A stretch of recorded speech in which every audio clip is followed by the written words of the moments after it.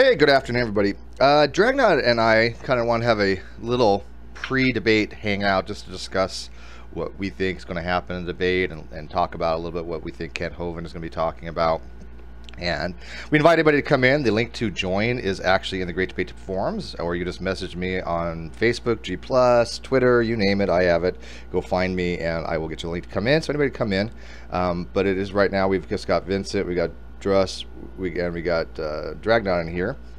And Dragnaught, are you there? I may or may not be here. You may or may not. Is that an existential crisis problem? It is, and it's also a very military-friendly and acceptable answer when you don't want to give away information and you're trying to stall because you're typing something. So you can neither confirm nor deny your existence. There you go. Yeah, basically. Yeah. Okay, we're gonna go ahead. He's Schrodinger's Dragnaught. Schrodinger's Dragnaught. He is in superposition of himself. You know, which kind of reminds me. Hey, before we get into the whole pre-debate stuff, I was watching this channel. I don't know if you guys have heard it before. It's called Fright Supremacy. This guy's pretty funny. He's a ghost that he does a skit, and he's promoting, you know, ghost rights, and the natural evolution of man is obviously going to be death, and therefore a ghost. And it was pretty funny that he wants to promote this thing that all people get super entangled or have its entanglement, right, after they die. So the goal is, instead of getting everybody saved, is to get everybody entangled with each other. I thought it was a pretty novel concept.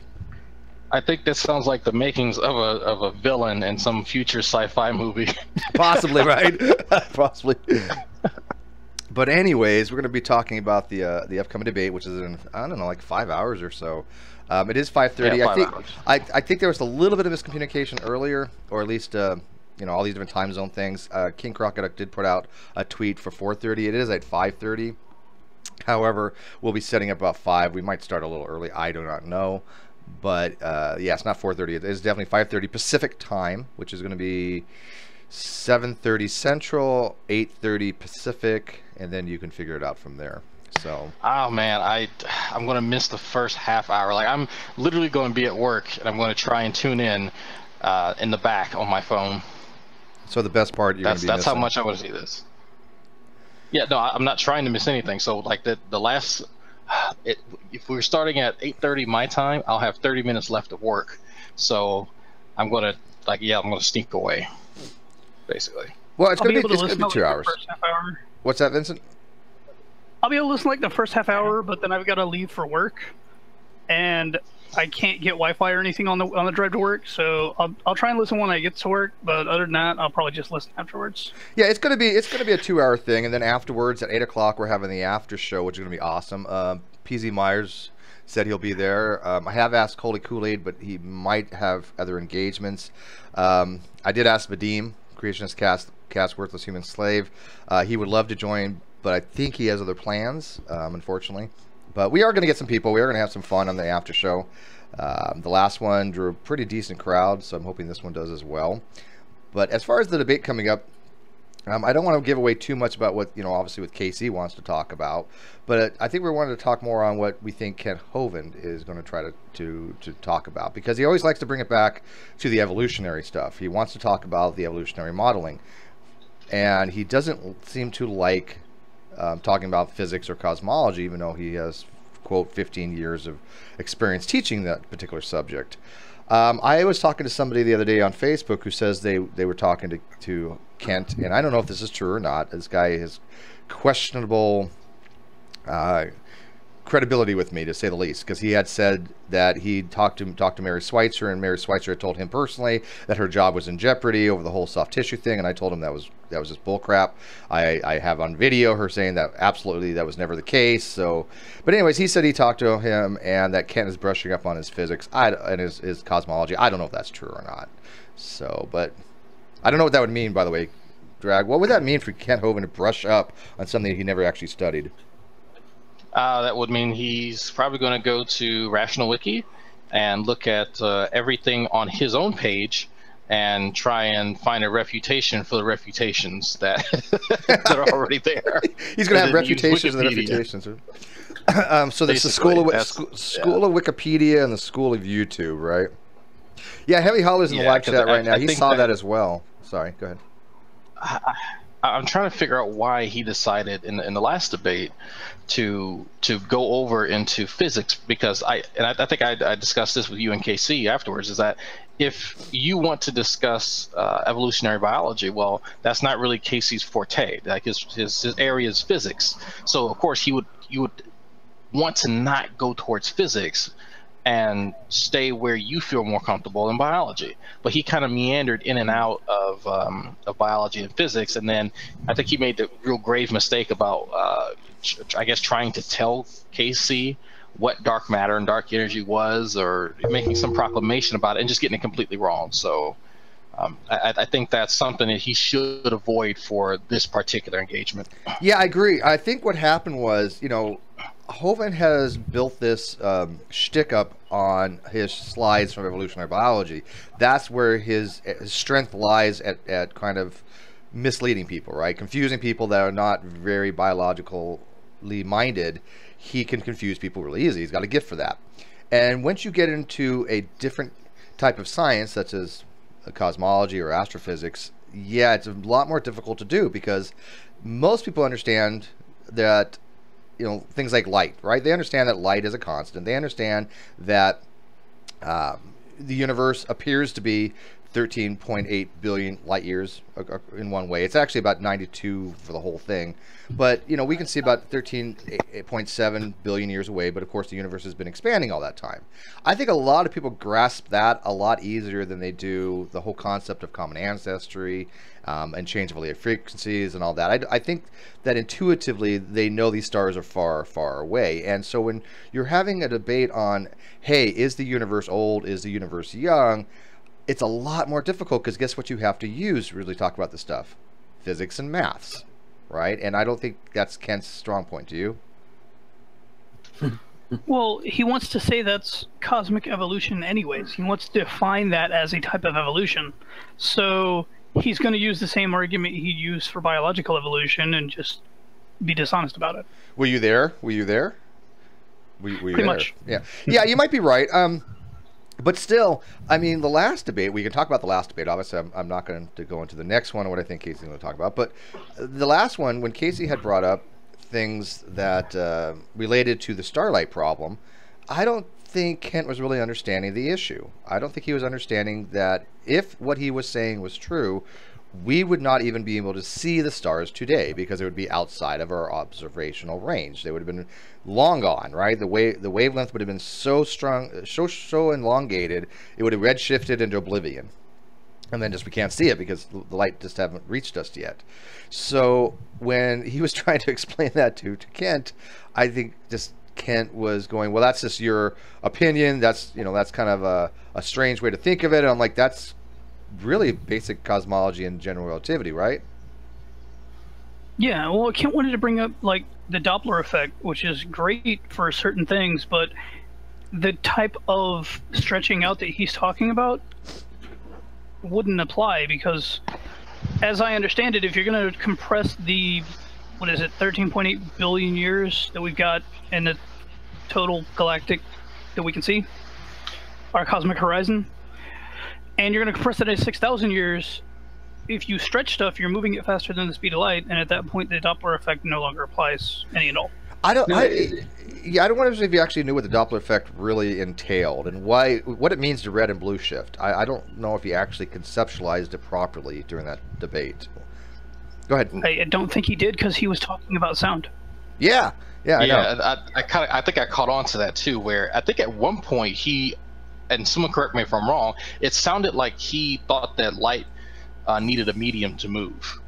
It kind of technically does. It technically kind of does, but the thing is, the light produces its own medium, right? It doesn't need an aether or Lorentz aether theory to propagate the light. Light produces it as it moves.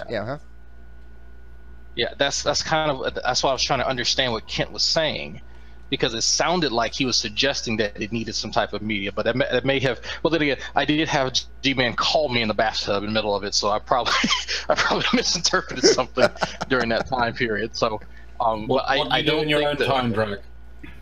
Well, do you, I mean, do you, all right, it's, I had it's, to. Yeah, be nice. it also seemed to be confused, like longitudinal waves with transverse waves, right? I mean, sound waves are longitudinal, and so I don't know if he's visualizing this Doppler effect differently than what we would from the redshifting of light, and I don't think he understood the difference.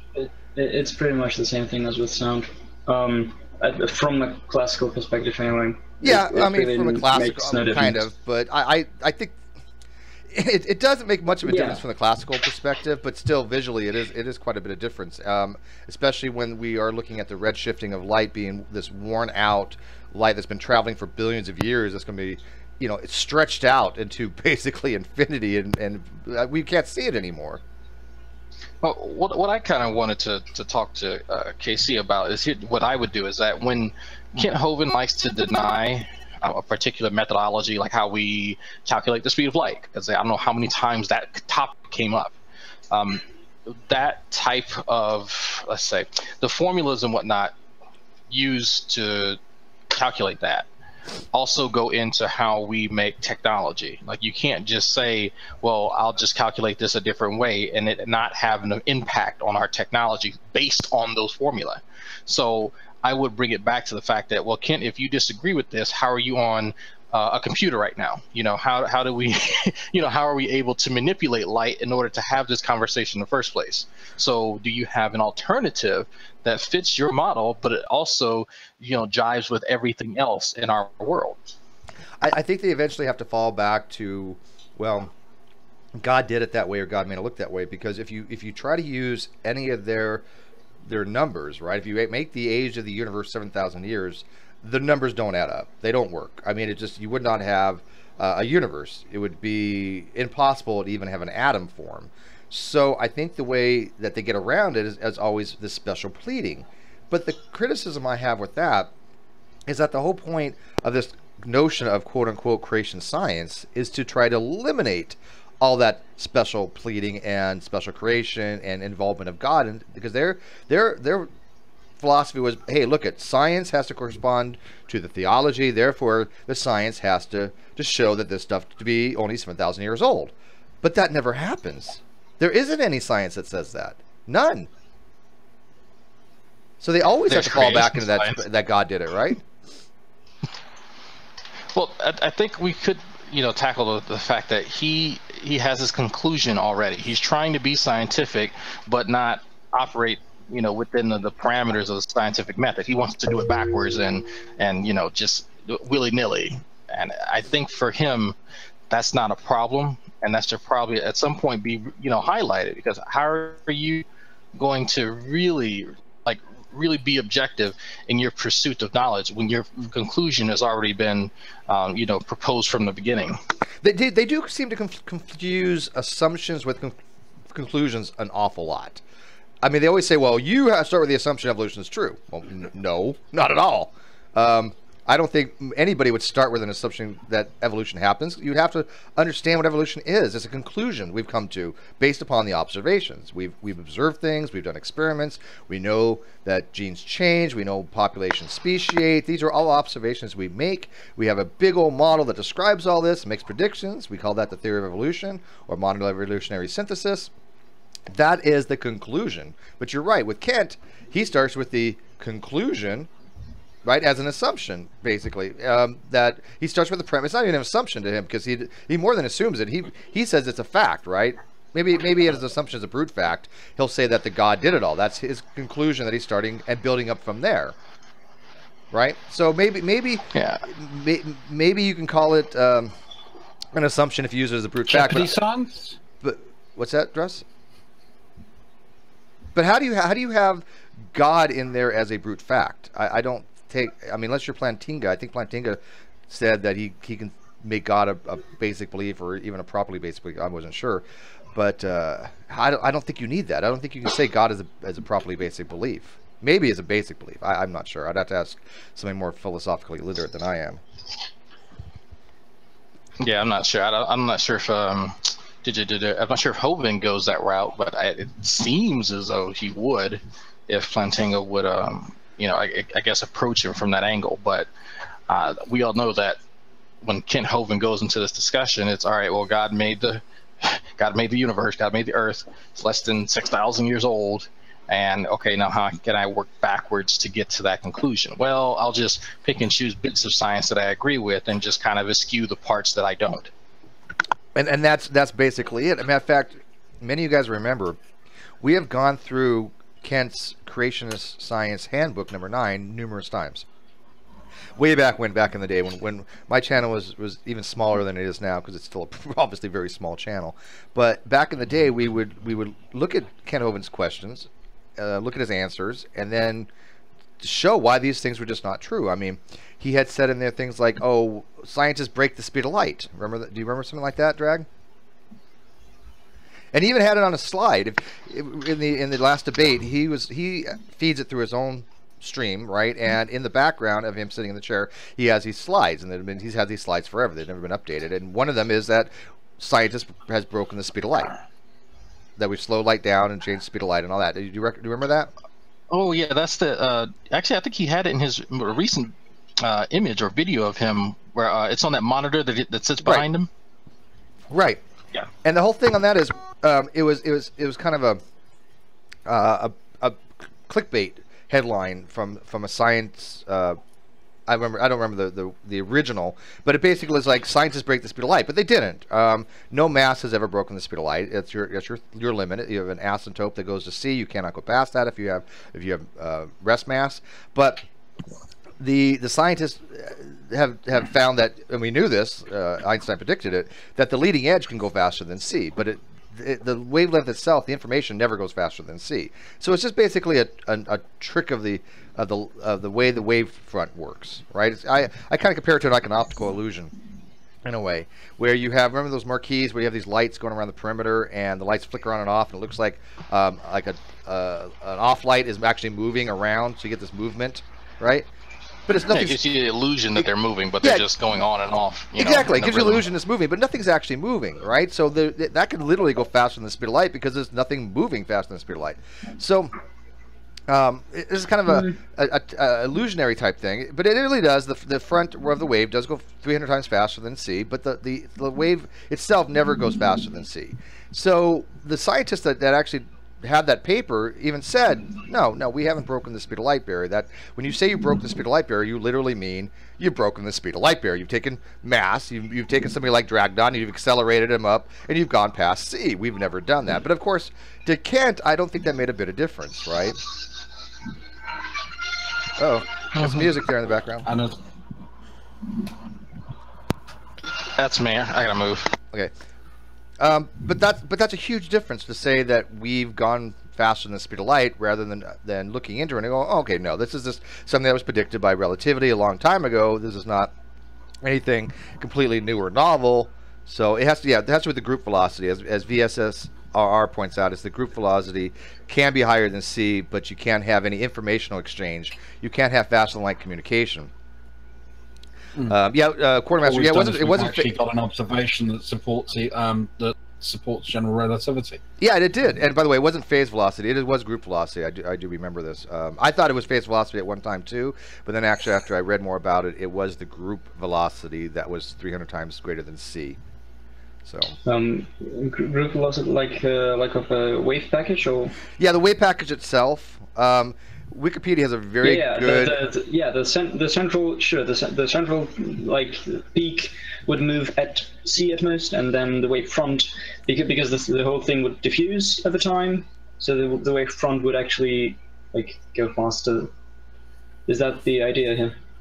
There's different positions on the wave, right? There's the group, and then the other leading edge. Now Brian says it's that. It was the phase velocity, but I think Brian, I'm pretty sure it was the group velocity, but we can check into that. Like, I don't know, maybe I'm just not knowledgeable. Casey could do a video on this. You know what? We'll get Rumpus to do a PowerPoint on it. It'll take 5 hours. No, I mean, Casey did a video on it. I can look it up and do it myself. Like, I'm taking quantum mechanics class right now, so. Oh, yeah, look into it. I mean, I want to make sure we get the right information out, but I thought it was group velocity. Steve, can I try an analogy? Sure. Yeah. Go for it. Okay. When a ship goes through water, the hull creates what's called a bow wave at the front. Nice. Ooh, that's And a no matter how fast the ship travels, it can never pass the bow wave. Right. That's exactly true. And as a Navy person, that's definitely true. Yeah. Yeah. The bow wave is always going to be right there. When you're traveling, when you travel to the, if you theoretically travel at the speed of light, you can never go faster than it because of what you're talking about. There's that point where you just can't get past. Right, because with all the energy. The bow wave doesn't. To be fair, the bow wave neither goes any faster than you do. I know, but you can never get past it. Yeah. Sure. Right. You can never pass your own what's in front of you. With you're never going you can never escape your shadow get past either. that point. Right. He's not saying the bow wave is the limit of C. That's not what Steve was saying. Yeah. Yeah. That would be completely different. But yeah, the C is the limit, and as you approach C, more energy you put into the system gets turned into mass because the mass energy equivalency formula. So as you accelerate more, you get heavier, and you need more energy to accelerate you further. And so there's this asymptotic behavior that gets to C, and you basically need an infinite amount of energy to actually hit C, and that obviously you can't have. So yeah. And with the Doppler effect, what happens there is as you approach the wave's speed, be it sound or light, it doesn't matter. Basically, your denominator goes to zero, so you have as well a peak in frequency. And then if hypothetically you would pass the wave velocity, then you'd get. Mathematically, you should have like a negative solution, a negative frequency that just makes no physical sense at all. That's like having that's like having negative mass. Yeah, pretty much. It just that's what we mean by like redshifted into oblivion. It's just you get to a point where it just doesn't make sense anymore. Yeah, there's certain things I think in physical reality that we're just limited by, right? Mass has to take up some kind of volume space. I don't know what negative mass would mean. I don't even know what infinite mass would mean. Even when you have stuff that blows up into infinity, when you have like a singularity, I don't know what that means to have an infinite amount of mass in a finite space. I can't conceptualize that. Maybe anybody else can, but mathematically, that's the way it is. Correct? Yeah, I've been wondering about negative mass, mainly because of, ideas about realistic warp drives that would require something like that. The Accuberry metric, from what I understand, not only needs some kind of exotic matter, it also needs a negative mass, if I'm not mistaken. Yeah. And negative, I suppose it would be something that would repel regular mass as opposed to attract it. Yeah, and hypothetical, right? It's completely hypothetical. Sure. Yeah, but I mean, if we're ever going to go to the stars, the Accuberry metric, Accuberry is a Mexican scientist, a physicist. The equations seem to work from what I understand, right? It's way beyond my level, but when I've read into it, people say the equations work. It's just we don't have this strange exotic matter yet, or enough of it. To actually make it work. Right now, we would need more than what exists in the entire universe, which is not feasible. Yeah. The universe seems to have a way of always shutting us down, doesn't it? To get to C, we need more energy than we can ever, muster. But doesn't the universe seem to have a way of always shutting us down? It's like we want to have faster than light communication, so we discover things like entanglement, right? We go, oh, this is great. Yeah. Particles can communicate instantaneously across the universe. Doesn't do us any good. We can't use it for any informational exchange. That's crappy. It just won't have us let us have any fun. I know. I remember back in the day trying to rack my mind around that, going, okay, here's instantaneous communication, sort of, but it's only between the particles. Okay, for a non-locality, if you're non-local realism or local realism, if you have some kind of communications between them, then obviously we should be able to use this for some kind of benefit to allow an exchange of communication. But no, you can't, because you don't know the state of the system prior. There's no way to. So the universe basically says, screw off. I'm going to give you this really cool thing that you can play with. Nobody understand it, but it's not going to do you any good. Yeah. But anyways, okay. We took a tangent on that, didn't we? Drag, did we put you to sleep? Hovind is full of shit. Yeah, like I've said for decades, Kent uses the shtick, and people have been asking me, why are we having debates with Kent? And as I've said before, it's a double-edged sword. I'm not going to lie. Obviously, all of us want to get out correct information, and we fact-check ourselves, like on the whole group velocity and phase velocity. I still want to know which one it is. I want to put out the right information. We do want to get correct information. So somebody can look that up, though, while we're doing this. But I know that by having these debates, we are giving him an audience. I get that, right? And he's building up his audience. But at the same time, I'm hoping that more people will look into it and understand the reality and the science and the physics, and not turn to things like younger creationism, or not turn to like flat Earth. I'm hoping it's like it's a 2-for-1 at least. Hopefully maybe 10-to-1 or 100-to-1 or 1,000-to-1 would be great, right? Or even 1,000,000-to-1. But that's the goal. I mean, we're not presenting him in a good light at all, are we? Like, yeah, we are giving him an audience, but we're pretty much like pulling down his pants in front of that audience. So yeah, yeah, but his people will buy into it Steve, regardless. Yeah, go ahead. I'm gonna say it's not so much as people will buy into it. You pull down his pants and you expose him and you show him how he's wrong, and you're not trying to address the mass group who wants to follow him. But if you get that one or two who realizes he's being foolish and they're being fooled, who then walks away from him or walks away from his ilk, then you've basically won, because that's one more person who's not following the crap. Yeah, and we've had a couple, obviously. Yeah. We've had success. Right. Wayne Fillmore. They don't have to lose their faith. They don't have to quit their church. None of that. They just stop listening to him.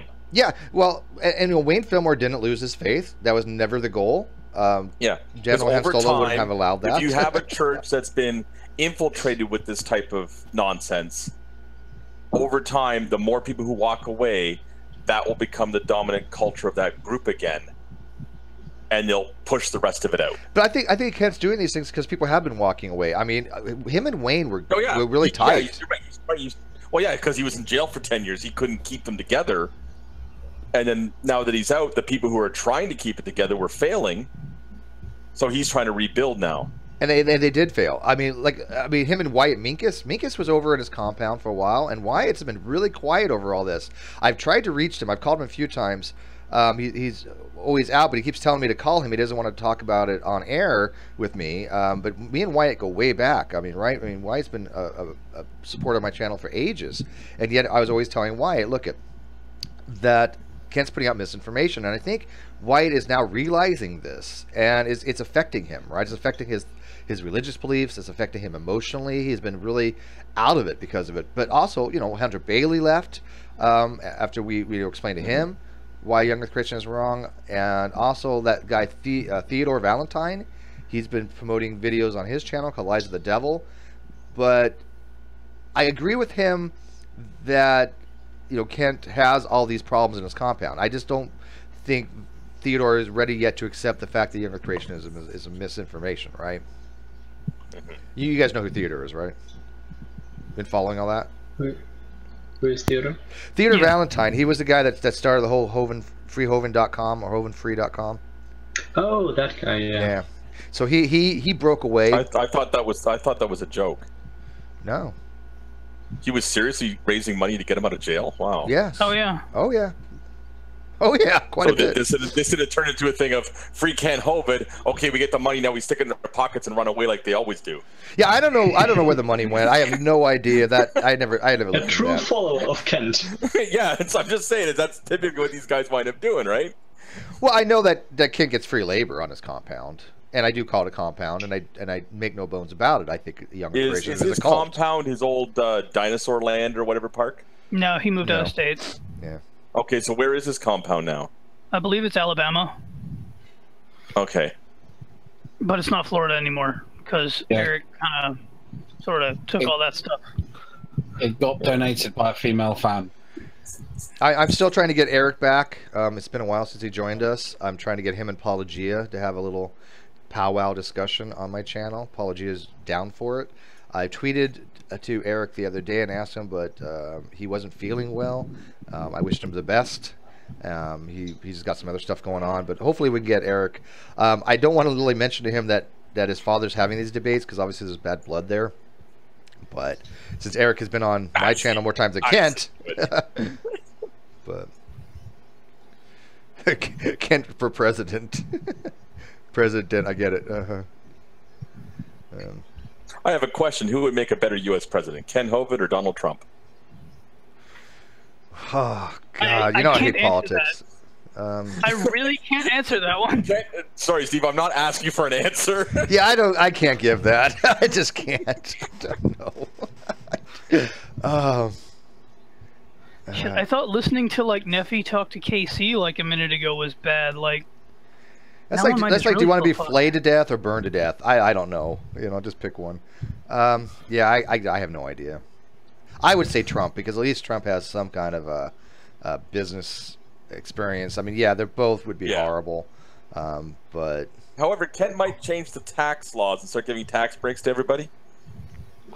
Kent would probably just undo, like, completely just get rid of the tax code because that seems to be what he believes. Oh, by the way, before I forget, Ganador13 in the live chat, we sent you the invite to the Great Debate Community. You had joined it or tried to join it, and I hit the wrong button. I rejected you. Sorry, it was completely accident. I'm so sorry. So I resent it to you. So if you got that, rejoin because I have to approve or moderator has to approve new people, and my computer was in that stage where it was all jumpy because I had a lot of stuff going on, and so I hit reject accidentally. So. I don't know, Steve. You're now able to delete posts off YouTube from other people's threads, and wasn't that weird? Wasn't that weird? She's a nutter, by the way. A lot of people do remember Christina. She's the King James, Lord of Christ host. Whatever. I mean, the title's like Colossians 13. Yeah, the chick that had the name that was a bajillion syllables that nobody could ever figure out how to invite her because it was that kind of long. That kind of long. She's a nutter, and she had accused me of deleting comments on a thread on Kent Hovind's official, right? And I explained to her, look, this is my post, and it happens to be a high-rated post, I guess. I said, but I can't delete other people's comments. I can only delete my own. And she called me a liar. And Druss checked it out, and he's like, no, Steve's right. You can't delete other people's comments. And she did apologize for it. No, you can't. But she did apologize for it. And that's the first time I've ever seen a young Earth creationist apologize for throwing out an accusation and then apologizing when they realized they were wrong on it. So I do give her respect for that. Well, I think it's not fair because they can't realize that they are right. I think that's kind of part of the problem, the whole them being wrong thing. Yeah. Yeah. Real quick, Brian Stevens says... The phase velocity of an electromagnetic wave when traveling through a medium can routinely exceed c, the vacuum velocity of light. Yes, I know that, but so can the group velocity. In the experiment that I'm referring to, where it traveled 300 times faster than the speed of light, that particular experiment, I believe, was the group velocity. Both of them can exceed the speed of light. So that's why I kind of need to validate it. If I'm wrong, I'm wrong. I'm wrong all the time. But I just happened, for some reason, stick in my head that it's the group velocity. And I can't really look it up that much when I'm streaming because it's a little bit slow. But that's why I have fact checkers. You good to go now, Drag? Yeah, that's my other trying to get on my iPad and it's not working. So I'm on my phone right now. Ganador said he requested to join again. Okay, somebody might have approved you, Ganador13. I will check into it after this. Apology to ask, is there a topic for the debate today? It is continuation from the last time. It's going to be a little bit more free form, but there's going to have a Q&A. Both participants have agreed to take questions. Matter of fact, they are looking forward to it. When they want to start that is up to them. I figure about halfway through or so. I will be taking questions prior, and I will be taking questions live from my live chat, and I may be paying attention to his live chat as well. I will try to ask both of them the same question. Unless it's a specific question, then I'll ask, who it's directed to. So, Can somebody do me a favor, since most likely I'll either be asleep or on my way to work?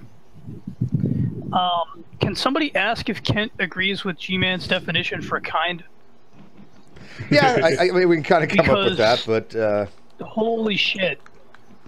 Well, somebody... No, you heard that definition, right, Steve? Yeah, refresh my memory, though. I did, because I listened to him. It was when one animal is the same kind as another animal. Yeah. It's like literally the same thing as another animal. Yeah, another... so basically, the animal's an animal. What kind of tautology is that?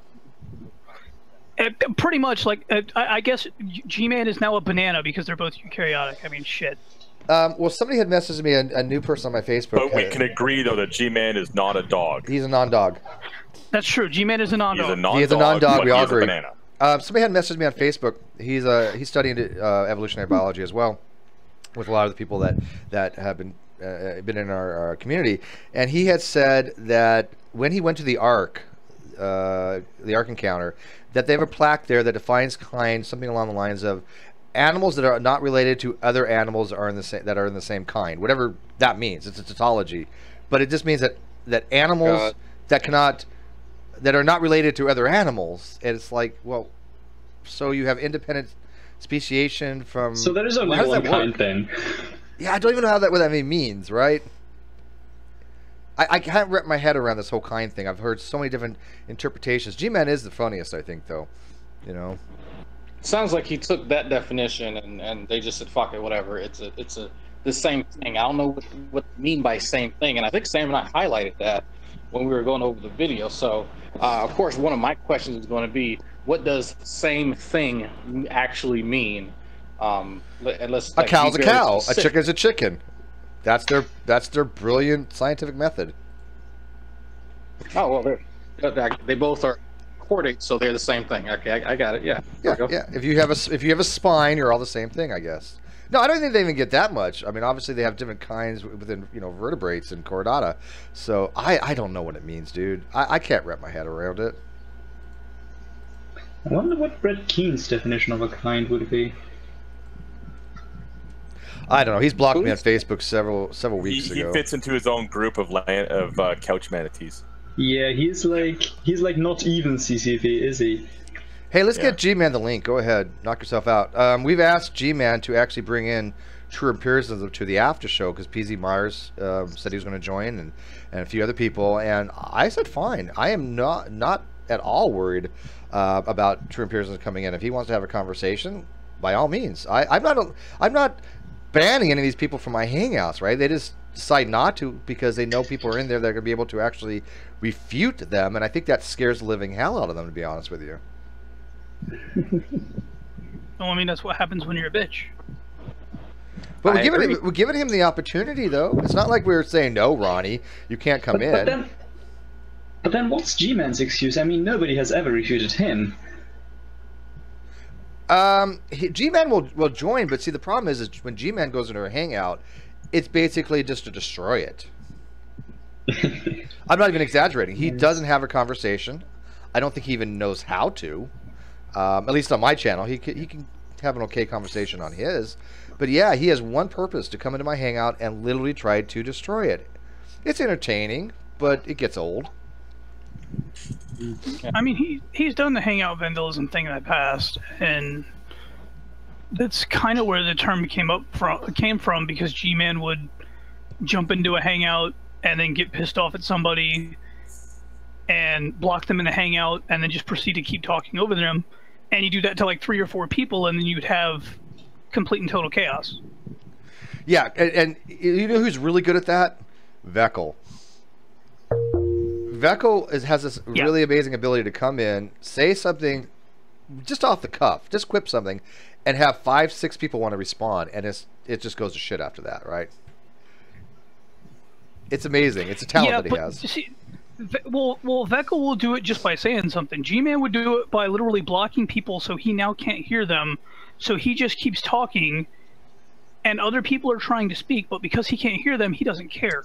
So it breaks up the entire flow of the room. That's called, yeah, we call that death by mod, obviously, because we have to remove him at that point.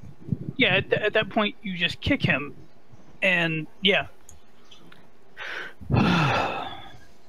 But yeah, if you want to send him the link to this, he's more than welcome to join, and he can also join the after show. I don't particularly care one way or another, but I would love for Ronnie to do it, though. I really would. People are always, oh, well, you guys won't go into Ronnie's room. Well, you're right. Nobody will. I think even MP kind of gave up going into his room, but that doesn't mean he can't come into ours. Did he finally have enough? Did he finally have enough? What's so scary about his room? Who? Ronnie? Yeah. Oh, nothing's scary about his room. The problem is you cannot have a conversation. As soon as you start making him look like he's wrong in any way, or just basically pointing out his ineptitude, you get muted, you get booted, you get your volume lowered. You cannot have a civil, honest dialogue with him. He controls the flow of information. He practices governmental epistemology. The government controls the flow of knowledge while he's the government in his room. So. Yeah, I mean, the case in point, when the human chromosome 2 thing was going on, he was talking about that in a Hangout. Rational Mind went into the Hangout to talk about that and stayed on broadcast until Ronnie wanted to talk about something else, at which point Ronnie broadcast him, and when he said, oh, I want to talk about this, no, we're not talking about that anymore. You have to talk about what we're talking about. That was pretty epic. He's a Kim Jong-un of Hangouts. Like, it's always amazing because Sam and I and a few other people have. Oh, by the way, quick aside, Steve, remind me to tell you what someone pointed out about True that I had not realized in about 4 years, and I think it's very interesting. But anyway, I think True doesn't understand social interactions to the point of when he interprets different scenarios, he thinks that people are interpreting it as he is, and so since his barometer thing is broken, that's why stuff comes across so weird, and that's why he does things that are just perplexing. I'm just spitballing. I don't know, but that's what I've kind of learned over the years. Yeah, no, I think Ronnie just has bad eyesight and he can't see decimal points. Yeah, no, I think he just doesn't understand. $26,000. Yeah, I think he just doesn't understand social cues. He's just ineffective in a conversation. Completely ineffective. I don't think there's a think about it. He does not understand social cues. The case in point was, I believe it was Crick he was quote mining the other day. That was, you mean Craig Venter, the on the panel with Krauss? Yeah, it was Craig Venter. Craig right? Venter. And yeah, like that particular interaction, like anybody who watched it who actually knows how to read social cues got what happened. Ronnie had no clue and made up his own narrative because he's a douche. I mean, yeah, it was funny. Actually, Sam and I were talking about this morning, and Sam had said, how did you interpret this? Why, everyone else, including the audience, saw that it was a joke, more than likely referencing George Bush, and laughed at it. But you somehow interpreted this as some major point of contention within the field of, evolutionary biology. But then the response that you gave is even more perplexing because it had nothing to do with what Sam had said, nor anything to do with the actual topic. Instead, he referenced some other video that had nothing to do with that topic. So, I mean, if folks want to go see this, it's on Sam the Scientist page, and make of it what you will. But I have no idea how to interpret that. Oh no, what he was trying to do was show that Lawrence Krauss is dishonest by showing that second clip completely out of context and just quote mining the fuck out of him. Well, that's what I'm wondering. Okay, that's what he's trying to do. I mean, there's either two things going on here, really. Either Ronnie is completely duplicitous and knows full well that he's being dishonest, or he does suffer from something maybe like Asperger's. I don't know. I'm not calling him I'm not saying he's an Aspie. I'm not saying he has a spectrum autism or anything like that. But there may be something that we're not seeing that he has, because there is obviously a gross difference between how he looks at something and how 99.99% everybody else looks at something. And goldfish syndrome. Yeah, he's looking through it like a little goldfish bowl. Yeah, like 15 seconds later, he forgets. It is strange, though. It is strange to look at what he's writing about something and go, where did Ronnie get this from? Where did he see? What did he see that we didn't see? Right? Yeah. Maybe he has brilliant analysis skills. Maybe he's a contextual critic extraordinaire or something. I don't know, but he's seeing things that we don't see. It should be studied further. Yeah, yeah. It's amazing. Could that be? It should be studied. There should be an actual peer review. Maybe he has an undiscovered mental disorder we've never seen before. I don't know. But Drag, am I exaggerating that he sees things that we don't see? I mean, he sees a correlation between the value of pi and the units you use. So, yeah. The value of pi and what? And the units you use. The unities? Yeah. The units that you use. Oh, the units you use. Oh, yeah. I don't know how. Yeah.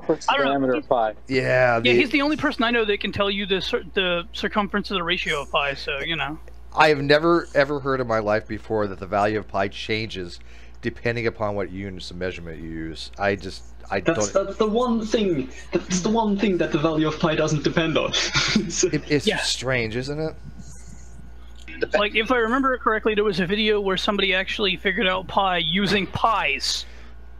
There was on the. Did you guys watch the Geek Room? Because I've been trying to promote their channel because they're part of the Great Debate Network. If you haven't seen the Geek Room yet, they're like the Drunken Peasants, only actually funny. No, they're similar, and they've been compared to the Drunken Peasants. But go watch them, and they have this episode on last night with this one guy. I don't know his name. Don't care. He has long hair, has this weird makeup thing on one of his eye, and he was trying to relate the soul to Euler's formula. Guy. Yeah, you know that's what I'm the guy talking from the Freak Show. That's the guy from the Freak Show. From the Freak Show. Hyperion, Hyperianism or something like that. Yeah. Yeah, he's says from your neck of the woods. He says he was trying to relate Euler's formula, right? Not Euler's identity, which is how you can derive that from Euler's formula, but Euler's formula is your soul. I don't know how the hell to even wrap my head around that. Love the formula. I think that's one of the most elegant formulas of all time. I think it's probably the mathematical formula of all time. I love Euler's formula. Don't get me wrong. But it's not your soul. Which one? E to the I pi plus 1 is equal to 0? No, that's Euler's identity. Euler's formula is e to the I pi equals cosine x plus I sine x. Oh, okay, that's the other one I was thinking of too. Yeah, I mean, well, you can derive if you put how do you? Well, it's actually e to the I theta, right? It's actually e to the I theta equals cosine theta plus I sine theta. But you can derivate that into, well, it's not derivate. What do you do to get it to Euler's identity? No, you just plug in pi for theta. You just plug in pi. Yeah, that's right. You just plug in pi, and you get e to the I pi minus 1 equals 0. That's right. Well, and the way you derive e to the ix formula is you substitute in x equals to ix for the Taylor series expansion for sine of x and cosine of x. All right, so it's e to the I pi plus 1 equals 0. That's right, because it would be e to the I pi equals -1, right? Yeah. Yes. And I do remember Taylor series. I do remember Maclaurin series, which is just basically a Taylor series starting at 0. Yeah, and Taylor series are Maclaurin series that are centered at a value c. Yeah. See, I remember this stuff. I did take it. It's just been a long time. Very nice stuff. Oh, it's elegant. Oh, it's so elegant. There's no question about it. But it's not your soul. You take something like that and to relate it to this mysticist woo-woo type stuff, even though he's saying, well, this isn't woo-woo. This is actually, this doesn't require any kind of supernatural stuff. It's just your soul is this mathematical formula. What? I mean, he can call it a soul if he wants. I mean, there's nothing wrong with that. It's just not the kind of soul everybody else is referring to. And what's worse is he inhales swords and steel balls for a living. Yeah, I've seen him. I know who he is on the Freak Show. I think the lead is the lead has seeped in. Oh, sorry. But all he does is he basically changes the word mind into consciousness into soul. He just all of them mean the same thing, right? He conflates all of them together. Yeah. Harry said Steve tries hard to be highbrow. I'm so not highbrow, dude. I drink PBR and I have a 5-inch goatee. I have anything but highbrow. Hipster highbrow. Yeah, I'm not. Oh God, no, hipster's even worse than being highbrow. You know. Hey, General. Hey, I was guessing what the name of the link was. I think you gave a typo when you sent it to me. Yeah, the name of the Hangout actually is in the link description. Yeah. So are you going to be watching this live? What time is it for you when this happens? Yeah, I couldn't sleep, so it's currently 3:40 in the morning. Oh crap. Okay, so and you're it's going to be Saturday, so I don't mind staying away. So if it's 3:30 for you now, and it is 3:40. 3:40. Okay, so you're 3 hours. Well, you're a day ahead, but 3 hours difference. So yeah. At 5. Apparently, it's going to be in 5 hours. Yeah, well, actually, it's going to be what, 15 hours, or something like that. But anyways, it's 3 o'clock in the morning for you, and so in 5 hours from now, it will be 8 o'clock in the morning for you. Yep. Okay. Well, like I said, if you got questions, you can give them to me in advance. I've said I'm taking advanced questions in advance. Just message me on them, but try to keep them centered around the actual debate topic, right? I don't want to get into anything of personal with Kent or anything like that. Are they going to stick to evolutionary biology? No, I don't think that's going to be the topic. No, I want to stick to physics. Like continue from the last discussion. What keep the ball rolling in that regard. Right. Now there will be some people. Real quick, there will be some people that will be debating Kent on evolutionary biology. Bill Ludlow, who's a paleontologist, I think that's his moniker.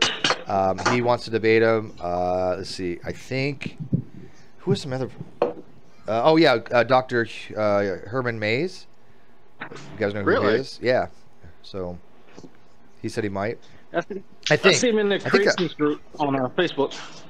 Yeah, I think he mentioned it to me. Again, so many people have been talking about this, so if I'm not remembering properly, please forgive me. But General, when they were having the conversation last time, it kind of meandered into physics. When Kent started talking about dark matter and dark energy, how often did you cringe? Every time. I don't think he even was the science behind. I mean, in a way, dark energy and dark matter. Steve, would you say it's been since Kent's going to jail in 07 that only now it started to become an education? Yeah, well, it's in the more mainstream, right? I mean, do you think that over a decade ago, the public would have known what dark matter is or dark energy? They've not really heard these terms. They're not weren't as ubiquitous as they are now. Now people don't know the difference a lot of times, but they hear the terms. They would have been tropes in sci-fi. Probably. Yeah, That's how they would have understood it. It's just something from science fiction. But he doesn't understand that these are real things. Yeah. The history does go back to the late 90s, like as far as actual tests in regards to that, especially in regards to the it was like in 98 or 99 when that guy won a Nobel Prize. I think his name is Brian, on the accelerating universe. On his studies of dark energy? Well, it influenced the debate on dark energy. Okay, yeah, right. The accelerating universe. Yeah, I remember when that came out. Yeah, it was a shocker. It's like, wait, the universe is expanding. We knew that, but it's accelerating? Yeah, but it's accelerating. Yeah, I think that was the late 90s. And as far as the curriculum goes, only in the last 3 or 4 years has it entered the Australian high school curriculum. Recent addition. Real quick, King Crocoduck says the 300 case was indeed group velocity. I think Wang, it was Dr. Wang was a principal investigator. Yeah, because Dr. Wang had issued a statement regarding the fact that no, we have not taken something of mass and accelerated it past C. So thank you, Casey. I thought I was right in that, but again, we like to fact check, which is the opposite of what we've discovered from the Clown Car Posse. We've actually been informed, I am not exaggerating, and anybody else can back me up on this. They have actually said that it is, if you know something, you don't need a fact check. That's a fact check fallacy. I'm not. Yes, I'm not even exaggerating. But wait a minute, Steve. If I know something, I don't need a fact check. But what I do know is that I need to fact check. Yeah. So do I need to fact check? That I need to fact check?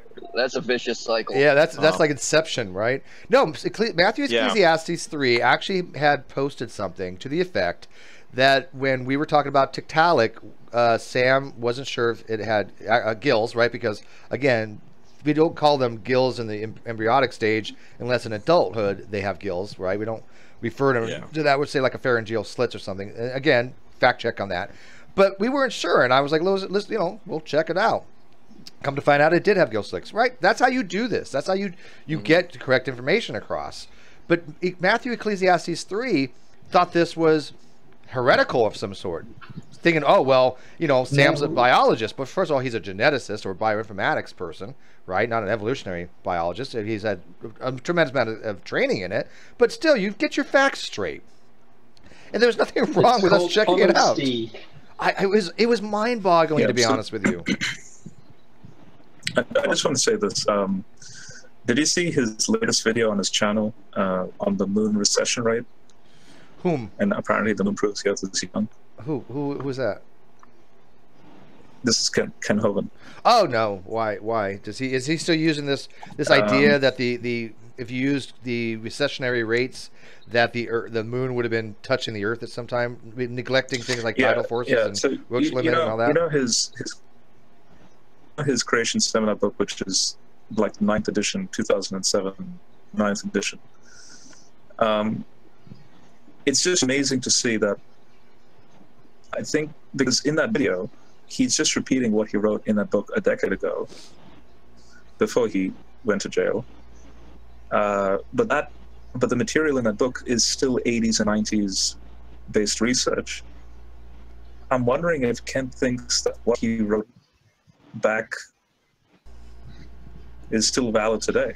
I'm pretty sure it was out of date then too. Right.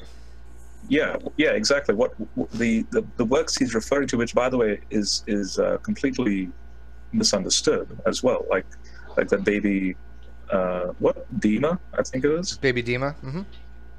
Misquotes the paper, and there's no mention of it in the original paper. I've actually confronted Hovind on Baby Dima. I mean, Baby Dima was discovered in 1977 in Siberia, and yet in his Creationist handbook, he has it attributed to 1975 from a periodical from Alaska called the Quaternary Stratigraphic and Unglaciated Central Alaska. Paper, 683 or something? Yeah, and it was like, dude, it's not in there. I have the paper. So I don't think Kent is fair at all with science world. He always he just as it was 2-3 days ago he uploaded this video, and it just tells me that he just doesn't care. He doesn't appeal to an academic journal, or like any student in the university will have access to JSTOR or something like that, to current research, or in nature.com there's always new papers to look at, and he doesn't keep up to date. He just thinks that science is static in its in its views, and that what was believed in the 90s or in the 80s is believed here in 2017. Well, do you remember way back when he actually was making the claims that we've never seen new stars being born? Well, we've seen new stars being born. I mean, this is non-controversial fact. Yeah, and we've seen them before then too. So that's my point about the whole dark energy, dark matter, where Kent just looks like a wire. He's just looking baffled at those terms that King Crocoduck was getting at. Yeah, you have to keep up on this stuff, right? I mean, one of the reasons why I don't talk about science a lot specifically, and I leave it to other people and I just kind of chime in, is because I haven't kept up on this stuff in 25 years. When I graduated nuke school, sure, I knew about how atomic physics worked to some degree. I understood how reactors work, but I've been out of it for 25 years or more, right?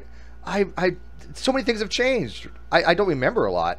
So I'm not going to be able to have a presentation on how a nuclear reactor works now. They use completely different systems. I had pressurized water reactor training. Now that you have boiler waters, they have breeder reactors. Completely different. It's apples and oranges. You could talk about the stuff you were trained in. I mean, that's not very well. I tried the other night. I did okay. But I'm just saying, you could talk about that. You just can't talk about now because everything's gone forward. Yeah, people have asked me, they're like, Steve, what's your opinion on like the ITER reactor or the International Fusion Reactor? I'm like, same as you. I barely know anything about it. Right? Well, the thing you have to remember, my partner in go ahead, General. My partner in pharmacy. So she's just finished a bachelor's. She's going to go into a master's soon. And there's this. It's just fascinating to see how much care they take in being precise with that stuff, because you're dealing with medicine and you're dealing with people's lives. And so every year, they're pretty much narrowing it down to every 6 months now, that a new edition in regards to pharmaceutics and what they call the pharmaceutical handbook. But it's not just a general universal handbook. It's specifically an Australian pharmaceutical handbook, and then you have specifically a United States pharmaceutical handbook. It narrows down to even specific countries and how they deal with this sort of thing. Yeah, that's needed. General, I don't think why do they need a book? Why do they need books that are specific to countries? Because of certain practices. There's some minor, minuscule difference between how one country handles it versus another. And well, because certain medicines are actually uniquely derived from certain plants and trees. So the Australian flora is unique, for example. And then so if American medical companies want to take medicine that's unique from, say, Australia, I mean, there are universal medicines around the place, but there's certain very rare and hence very expensive medicine places in the world. So if an American doctor needs to prescribe a certain medicine for a certain cancer, look, Australia has this medicine, and so he won't appeal to the United States pharmaceutical handbook. He'll actually appeal to the Australian handbook. Okay. The handbooks have to be up to date, and if you're a practicing pharmacist, you have to be up to date to within 6 months. In the latest edition. It reminds me of, in the Navy, we have something called technical bulletins, or something similar. They also have them for cars, right? These bulletins that get put out all the time, right? There's always new information coming out that you have to keep abreast of. Things change, and they change rapidly, and that's a good thing. These presuppositionalists and these people that are into younger creationism, they seem to think that change is a bad thing. They think that science learning and changing is a bad thing, but they don't seem to realize that science gets more refined. Almost always, science when it learns, it gets more and more precise rather than ambiguous. The more we learn about other things, and then we know there's more to find. But we don't have this major paradigm shifts that often. And even if we did, it seems great. To be also that they can change with being uncertain about something. Right, they do. They do equivocate certainty with change, right? Oh well, what's science today could be non-science tomorrow. Sure, but that's the wonderful thing about it. You can falsify this, you can discover things, but it works for us now, and it gets even better as time progresses.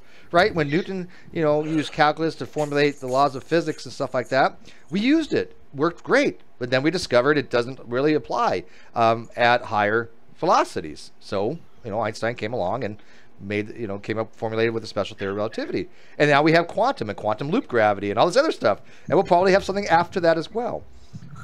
So, and to make it even worse, the type of creationism that Ken embodies is not married to the type anti-medical science that Mary Turco has, this whole anti-vaccine, which again my partner just gets really, her blood boils in regards to this conspiracy. It is sickening, and I think I messaged you a few days ago, Steve, on started now educating people apparently. Well, there will be a hangout on this. Channel. Yeah, no, there will be a hangout on this. It won't be on mine because I'm the least person to discuss this. I know very little about how immunizations work and inoculations. Matter of fact, I love biology. You guys do know I love biology, but one of the hardest things for me to wrap my head around is immunization, and antibiotics and T cells and all that. It's a very difficult subject, and I don't have the prerequisite knowledge to really understand it. So, hey, General, I was talking to Sam about doing a hangout on that in the future a little bit, and I'll talk to you some more after this hangout goes off. But trust me, I saw the video that you're thinking about, and I feel the same exact way. Yeah, I was going to say it's going to be on Drag's channel with Sam and Fiona and Jade, whoever. But I wanted that to be on Drag's channel because that's much more up his alley. I'm not wanting to discuss. All I'm doing is broad brushing. You know, the basically the anti-science that. But I'm just telling you that's why I to have it on my channel probably wouldn't. I would rather have it on Drag's, right? And by the way, if you haven't subscribed to Drag, I put Drag's channel link in the video description below. But he has more subs than me, so whatever. Why am I pimping out for him? No, I'm kidding. Go sub to Drag. There's the thing you have to remember about Kent. Where he gets his science from is like high school textbooks, because that's what he looks at. Ancient science textbooks. Well, no, he's got some newer editions, but he won't go any farther than a high school textbook because he wants to say that public school is a terrible thing because they teach evolution. That's what he's trying to rail against. And on high school textbooks generally don't get very complicated, right? They're very, very superficial. They give you an overview. They might word things that to an actual expert go, eh. But do you remember, Vincent, when I had asked him, he had actually said that, well, in this particular textbook, it talks about whale homologies and, vestigial, blah, blah, blah. And he said, do you want, shouldn't we fix that? And I'm like, if you can demonstrate that is incorrect information, it should be fixed. Did he ever demonstrate it? No. Did he ever write to the editors with a well-prepared paper on his analysis and research? No. No, he just asserted that it was false. You know what I want to say to Kent? I want to say, even the ancients, like ancient science in the BC era, they know more science than Kent. If we had to survive somehow, I would still rely on ancient science in surviving. They're relying on what Kent, knows about science in regards to survival. So what are you saying there, General? That the 4 humors should be put back into the medical textbooks? Yeah, and the 4 humors. Yeah, and try panning. Yeah, trepanning and maybe even bloodletting should be put back in the medical bloodletting actually has come back. It's a controversy, General. Actually, bloodletting actually does happen. Leeches, they do use leeches for certain things. But for everything, Steve, for everything. Like actual bloodletting. You're not just leeches. Yeah, I got you. But it's funny you mentioned that, General. I have noticed a consistency when people do not have any knowledge of science, when they are really what I consider to be scientific illiterate. They do have a following of people that are less scientifically literate, or even more scientifically literate than they are. Look at Ronnie. Look at people like G-Man and Ecclesiastes and Veckel. These guys have no scientific knowledge whatsoever, so they think, oh look, Ronnie understands science. I think it's the same thing with Hovind. I think that he has a following of people that really do believe he knows science, and they don't know enough to understand why he doesn't, right? Because I've listened to them. I deal with hundreds of these young Earth creationists all the time. They have that one thing in common. You start asking about the actual science, and all they do is regurgitate and parrot what they've heard, but they have no ability to actually discuss it.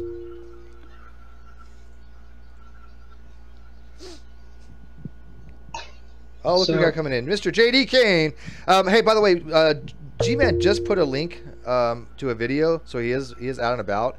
If you want to get him in here and he wants to have a civil discussion about the upcoming debate, I am all for it. I won't even bring up him lying about me. I'm have a video coming out of that next week.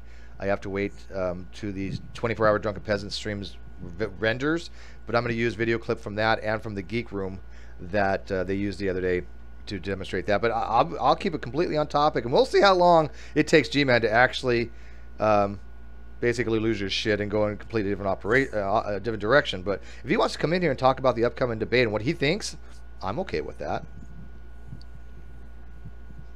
Will you send him a message, Drag? Yeah, I'm kind of. Can you hear me? Yes. Yeah, sorry, my dildo. I mean, I'm cutting my hair right now. So. I don't judge, man. I don't judge. Don't forget to get that line thing done right. Yeah, where's the curve? Otherwise, we're gonna mock you. Where's the curve? You get that line curve done right, or we're gonna mock you. And by the way, JD, you're looking very sexy today. Just point that out to you, JD. You're looking very sexy. Yeah, I did my hair up right this time. It's gorgeous. You are so hot. Yeah. Yeah. See, I'm trying to get this Where's the curve? Cleaned up here. So. Where's the curve? I don't have. He doesn't have all my hair off, so I don't need to do that. Purpose of that. It's just so G-Man can't laugh at it. Oh, that meme that nobody else is ever going to get, probably. The meme that Pew did, where it had G-Man's hairline and Dragnauct's hairline with a ruler underneath. It says, "Where's the curve?" That you can't beat that. That's just sheer brilliant. Yeah. JD says coming in blind. We were talking about basically what we think Hovind is going to talk about, or his strategy for the upcoming debate, and just that kind of stuff. When's the debate again? The debate is 5:30 Pacific time. Now I know again that that there was some miscommunication. I had actually told KC that it was 4:30, thinking there was a 3-hour time difference. There's only a 2-hour time difference, so it actually is 5:30 our time. But since I know KC is free all day today, that shouldn't be a problem. So, and I have tweeted him that it's 5:30, so I'm hoping that he's aware of that. What time is it again? Say it again. 5:30 Pacific time. You gorgeous, gorgeous creature, you. Yes, I'm very pretty. You are so pretty. I want to mention one quick thing before you see a bit. I started one thread on the previous Crocoduck Hovind debate, and it has since been taken over by such startling ignorance and confidence and idiocy that I think G-Man may have given up his crown to Dreas Sanchez. A new person. I met Nathaniel the other day. I met Nathaniel, JD. Dreas Sanchez. I don't want to give anything away. I put it in the side chat. It's it's. Well, look, I remember Dreas when he ways away. Tuesday's a ways away, but I already know what's up. I don't know of this guy. Welcome into the community. Yeah, I met Nathaniel the other day. He said you had invited him on to TST and he would be happy to go. Excellent. So bring him on next time. Yeah, but I don't know this new person. I keep on thinking you're hiding these people from us. You keep these new young earthers all to yourself to play with, and it's like, come on, share your toys, JD. He's not a young earther. He's actually close to like a pantheist. But his ability to fuck up really basic things. Like, I'm getting messages from like the nicest people, like people like Jackie level nice, and they're like, God, he's an idiot. Like, wow, I can't believe you even use that word. I mean, he's got two things. One about how he can prove that solipsism is false. He can't. Yeah. And also he can prove that last Thursdayism is false. So two of the most unfalsifiable things. What those concepts are about. He doesn't understand what a reductio is. He doesn't understand anything. Where would you even begin? It's just fun to watch him try. Yeah, where would you even begin for either one of those? I mean, seriously, where would you start? Well, I have on my channel somewhere deep in there's a hangout I did with him, and yeah, it was bad. And then Negation of P did 4 hours with him on the same, trying to show him that he has not proven solipsism false. 4 hours, he's still fucking. I mean, Ronnie could do it, obviously. I mean, he mastered that whole inner solipsism of solipsism. But other than that, I don't know who could do it. Same guy. Dreas was the same guy who claimed that he was going to some kind of seminary school and that he brought his instructor to speak to Ozzy. Does anybody remember that? Oh, it was Ozzy, and I believe Hogtie was in there, and they both sure was. And they both very calmly and politely destroyed everything the guy brought up. The guy was had a master's in divinity, and he was teaching as a professor at an unaccredited school, as far as I know. An evangelical school. Now, Dreas has thrown off the evangelical part, but he brought this guy on. What channel is this on, Hogtie? Where can we find this? I thought JD hosted. Didn't you host JD? I hosted or did Ozzy host? I don't remember. No, you hosted. I'm pretty sure. No, Ozzy wouldn't have hosted that. No, that had to be you, JD. JD, you hosted that one. I did? Oh, well, I'm proud to have hosted that because that was awesome. If you can find that for us, I will watch that. I'll find it. Link in the side chat to date and time. Is that the right one? Eric says Steve should get on the Drunken Peasants to shit talk Ronnie and Gary. The Drunken Peasants don't know who the fuck I am, and I don't know if I would even want to. I don't care to shit talk them on the Drunken Peasants. Now I would like to again, after I get my video out, like to redeem myself by his false allegations. Oh, right? It was on my channel. That was fun. Here it is. But I don't think I have to go on the Drunken Peasants to do that. It's a little under an hour and a half, and it was a great discussion because obviously Ozzy, the guy was a divine command theorist, and Ozzy just drove giant holes through it in that typical polite Ozzy way. Like, let me explain how everything you said is completely wrong. I'm gonna say it in a nice way and apologize a lot because I'm Canadian. Did he get a takeaway from it though? Did he leave with the idea that maybe he was wrong?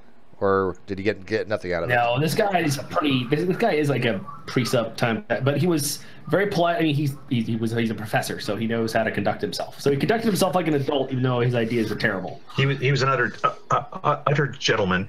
I think it's weird because we didn't have that many discussions, that fellow, to talk about these issues and to really be mentally engaged in them. It was fairly clear that he had no experience in engaging with people who disagreed.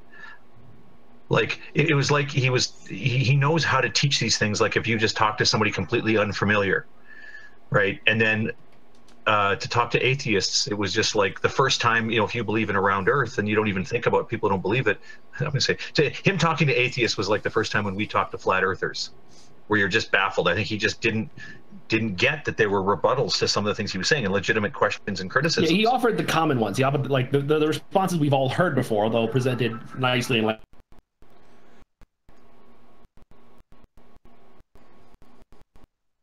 Like you said, is something else? I mean something slightly different than that, JD, because there are apologetic responses to two different types of things that might be presented to an apologist. And the more common thing they deal with is from their own members, from believers that come forward and say, oh, but wait a minute, if God is really good and loving, then why do bad things happen to good people? Okay, well, let me explain that to you. So I guess it's sort of confrontation from a willing audience versus the confrontation from somebody who says, well, look, what you're saying is full of shit, and I can tell you why it's full of shit. And then when you tell me what you're going to say, I have a response for that too. And I'm saying I think that was that second thing. He did have a lot of apologetic responses, but not so much for the more confrontational thing. And it would end up leaving Ozzy and I not in a feeling like, well, we're just going to, we're going to totally treat this guy like G-Man or something, right? We're going to say, okay, well, these are issues the guy hasn't really thought through on this level, so we ended up being super polite to him. Can we get the title of the video? I'll put the link. Oops, I'll put the link to the video in the live chat for you guys in a second here. It was called Ozzy Bitch Slaps. What was it called?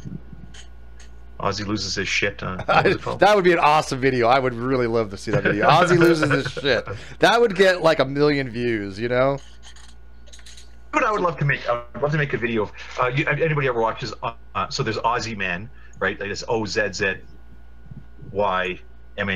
but then it's like Ozymandias. I'd always wanted to do like Ozzy Man reviews, and it's like a turtle fighting with a chicken or something, right? You guys ever watch Ozzy Man reviews? They're just wild. I would love to do like Ozymandias reviews and play the same video and have Ozzy read exactly the same script. Just no energy. Like that Australian Ozzy Man guy is just loony, right? He's just screaming. He's swearing. Turtle. Oh, I'll give him. He's got to rear his head back. He's got to give him a fucking headbutt. Oh, right there in the nads. Oh man. Destination fucked. And just have Ozzy do that stuff, but just calmly.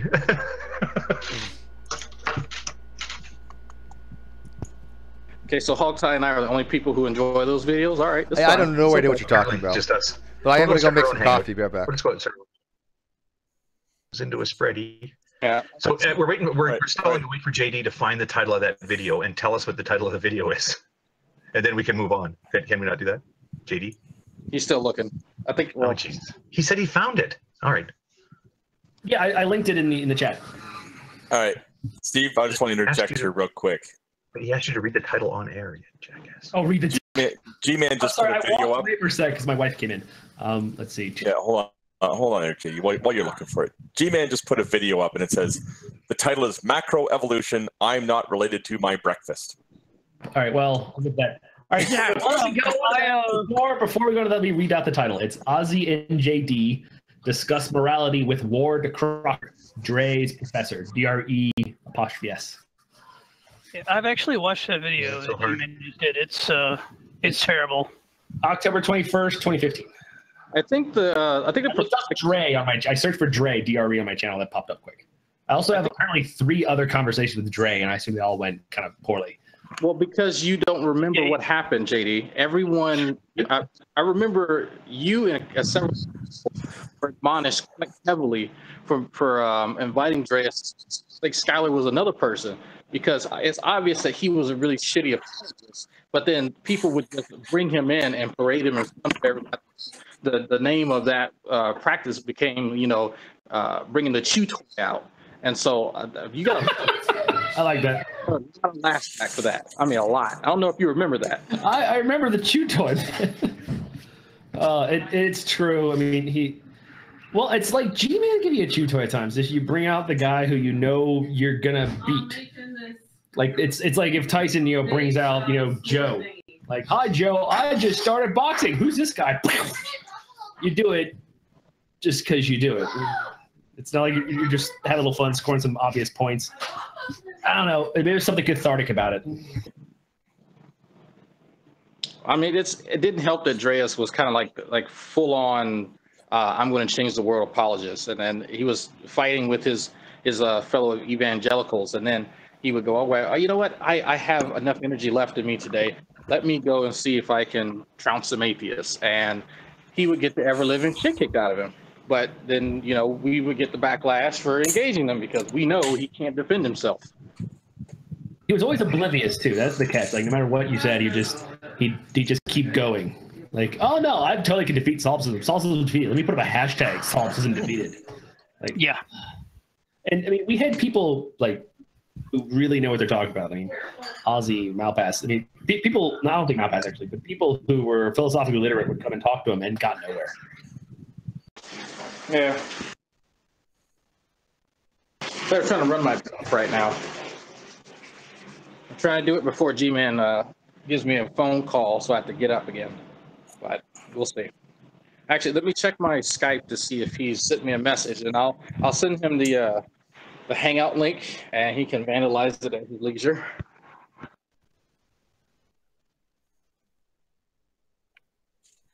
Trying to fill in for some of the awkward silence here. I'm back. Oh, they're inquiring of who that is in JD's picture, and I can't remember her name. JD, who is it? Eugenia Diorchuk. There you go. Also known as Ronnie Rodriguez. There it is inside chat. Well, it occasionally went by Katie Faye, but that's you find more with her real name. All right, I'll post it in the live. Be aware, for those of you still at work, do not Google that at work. Not safe for work, people. I'm telling you right now. Oops. If people are trying is she a porn star or just a model? Just a model, but so it's semi-safe for work. You might just it's what they call. I think they call it a pink model, which yeah, not so good. Okay. Call it suggestive modeling, I suppose.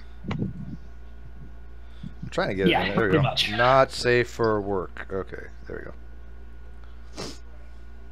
Yeah, she's pretty attractive. I'll give her that. I think she needs a bit more upstairs for me, but that's just me. RJ, are you still having difficulty? You look so confused, RJ. I mean, you have this look of bewilderment that I've never seen from you, and it's really kind of tripping me out. Oh, well, I'm tired and frustrated and depressed, so there's ample. Welcome to my usual state of being. Audio. Yeah, that's how I live my entire life, RJ. So I have not watched many Hovind. I have read some transcripts and stuff of them. I've seen how he lectures, which is barrage.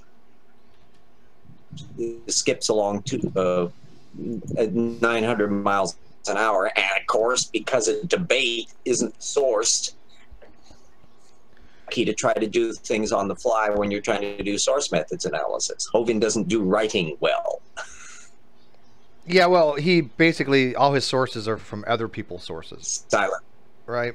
I mean, he basically claims these things. Yeah, he claims. I don't know of any claim Hovind's ever done on his own. None that I'm aware of. He does pull things out of his arse. I mean, riffs off of other people's asses. That's the thing. In the exchange that I had with him years ago, this was before he was famous. This was back in the 1990s, on the shrinking sun argument. He wanted there to be a problem with the age of the sun. Necessarily know how he was going to do it, and if you challenged him on the particular point he made, which was head up his ass wrong, he would then jump to another rock. So so I coined the phrase willing neither to defend his position nor abandon it, and I've been applying that to other. Michael Behe does that too, at a much higher level on the food chain. RJ, once you turn recognize off your camera. material if you can pin him down on it, the fog bank, that there's no there for him. And of course, he never fact checks a damn thing. RJ, turn off your camera because you're roboting to me a lot. I can't really hear you. You're kind of like stuttering. So just turn off your camera to increase your bandwidth. Sorry. Now go ahead.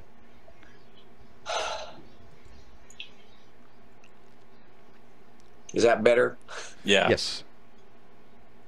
Okay, yeah, nobody needs to see my mug anyway. We all know how pretty you are. Well, I don't have the lotion next to me, so.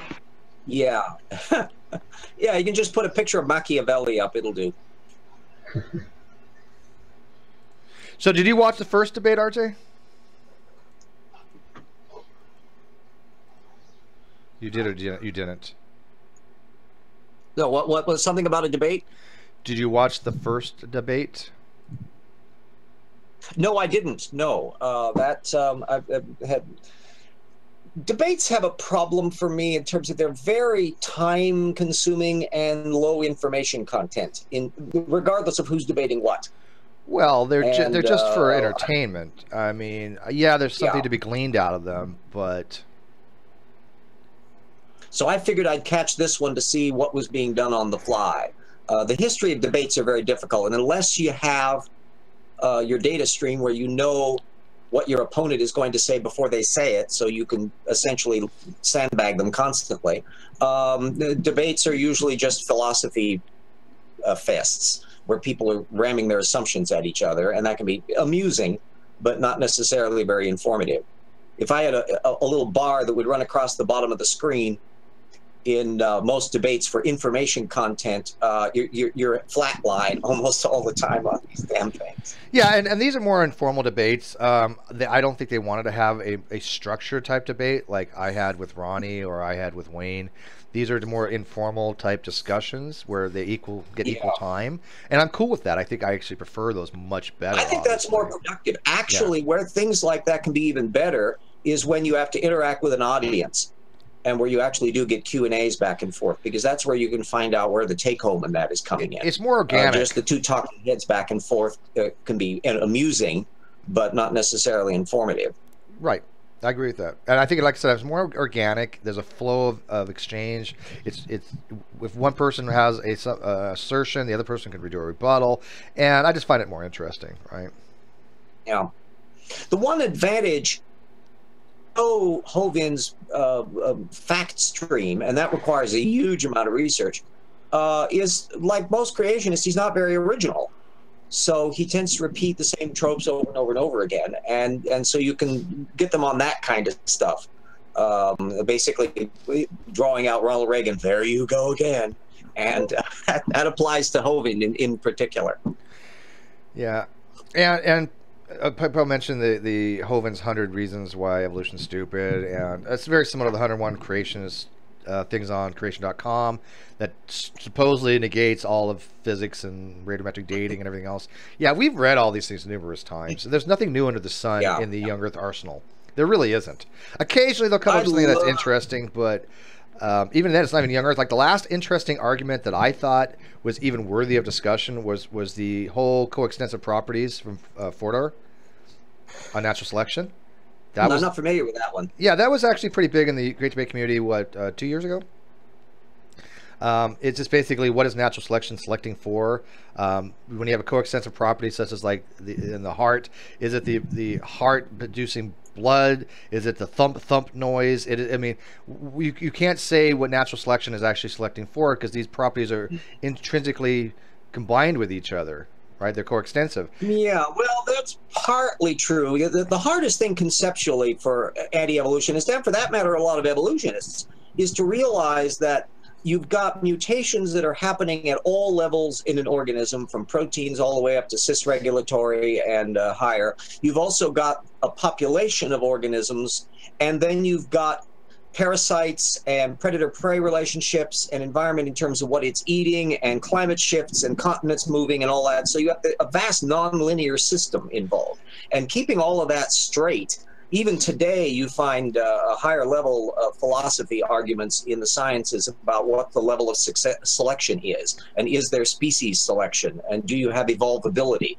And the answer, my suspicion is, yeah, that some systems work better than others in the long run. That's why most of the Cambrian phyla are extinct, because they didn't have much legs for evolvability, and the nice hardy little arthropods that survived had a more kludgy functionality to them.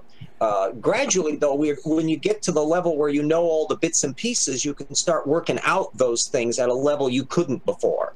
So essentially anything pre-homeobox genes are almost off the map in terms of speculation, because they didn't have most of the data set.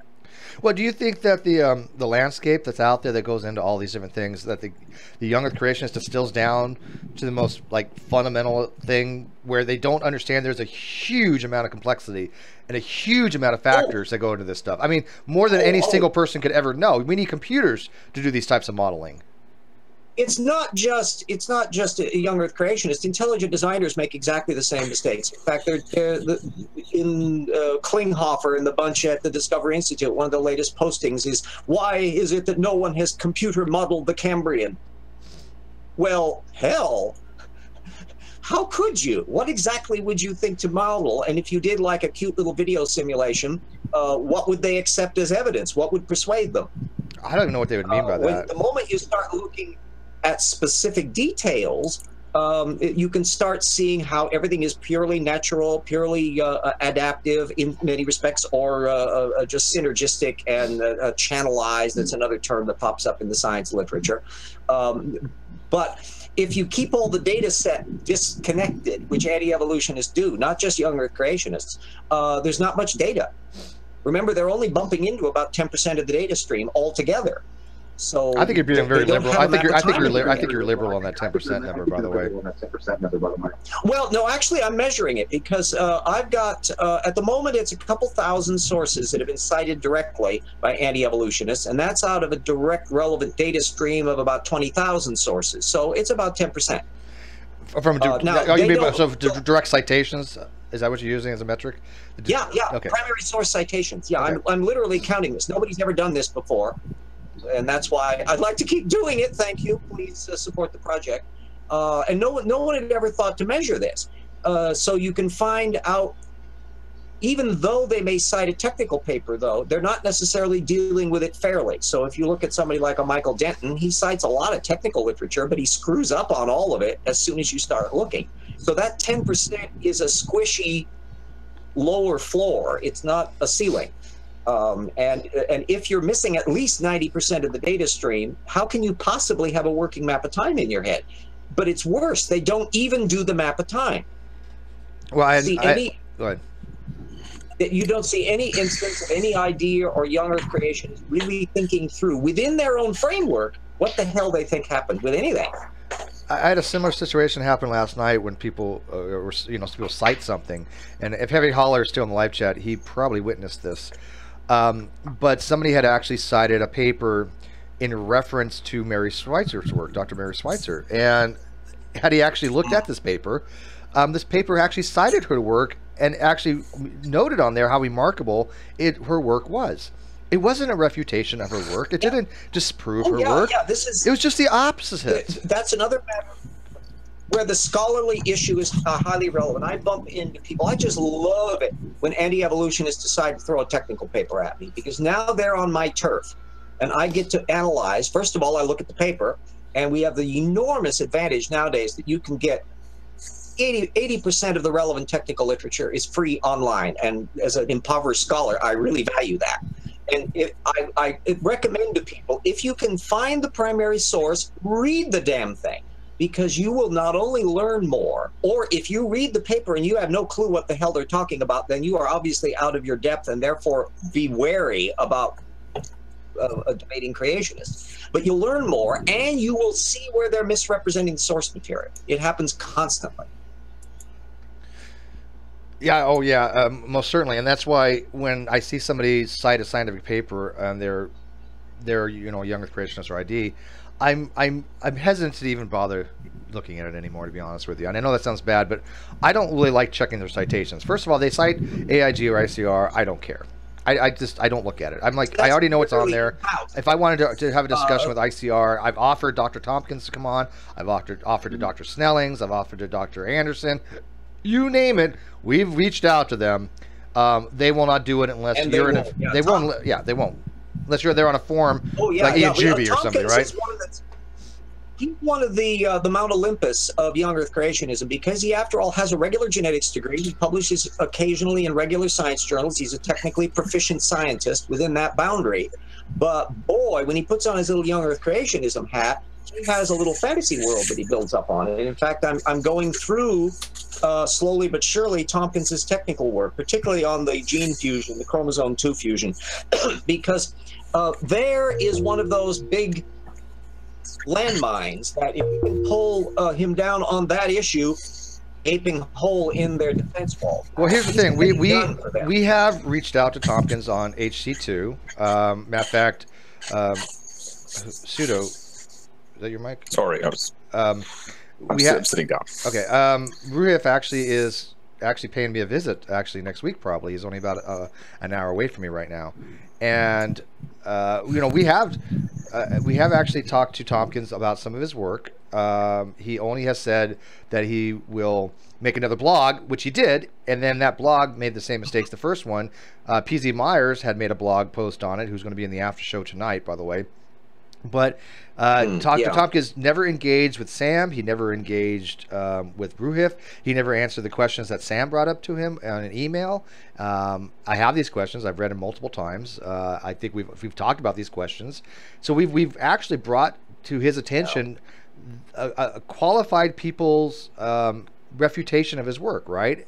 He has never addressed it in an academic way. Right? From what I've seen so far with his work, the big gaping hole is a shell game that he does. He doesn't really deny that the genes are looking what they do. He's trying to argue that there's no indication of a true fusion, and the reason why is because there's functionality buried down in the section where supposedly there shouldn't be. And as far as I can tell, he's essentially denying the fact that, of course, there's going to be functional systems in the fused components.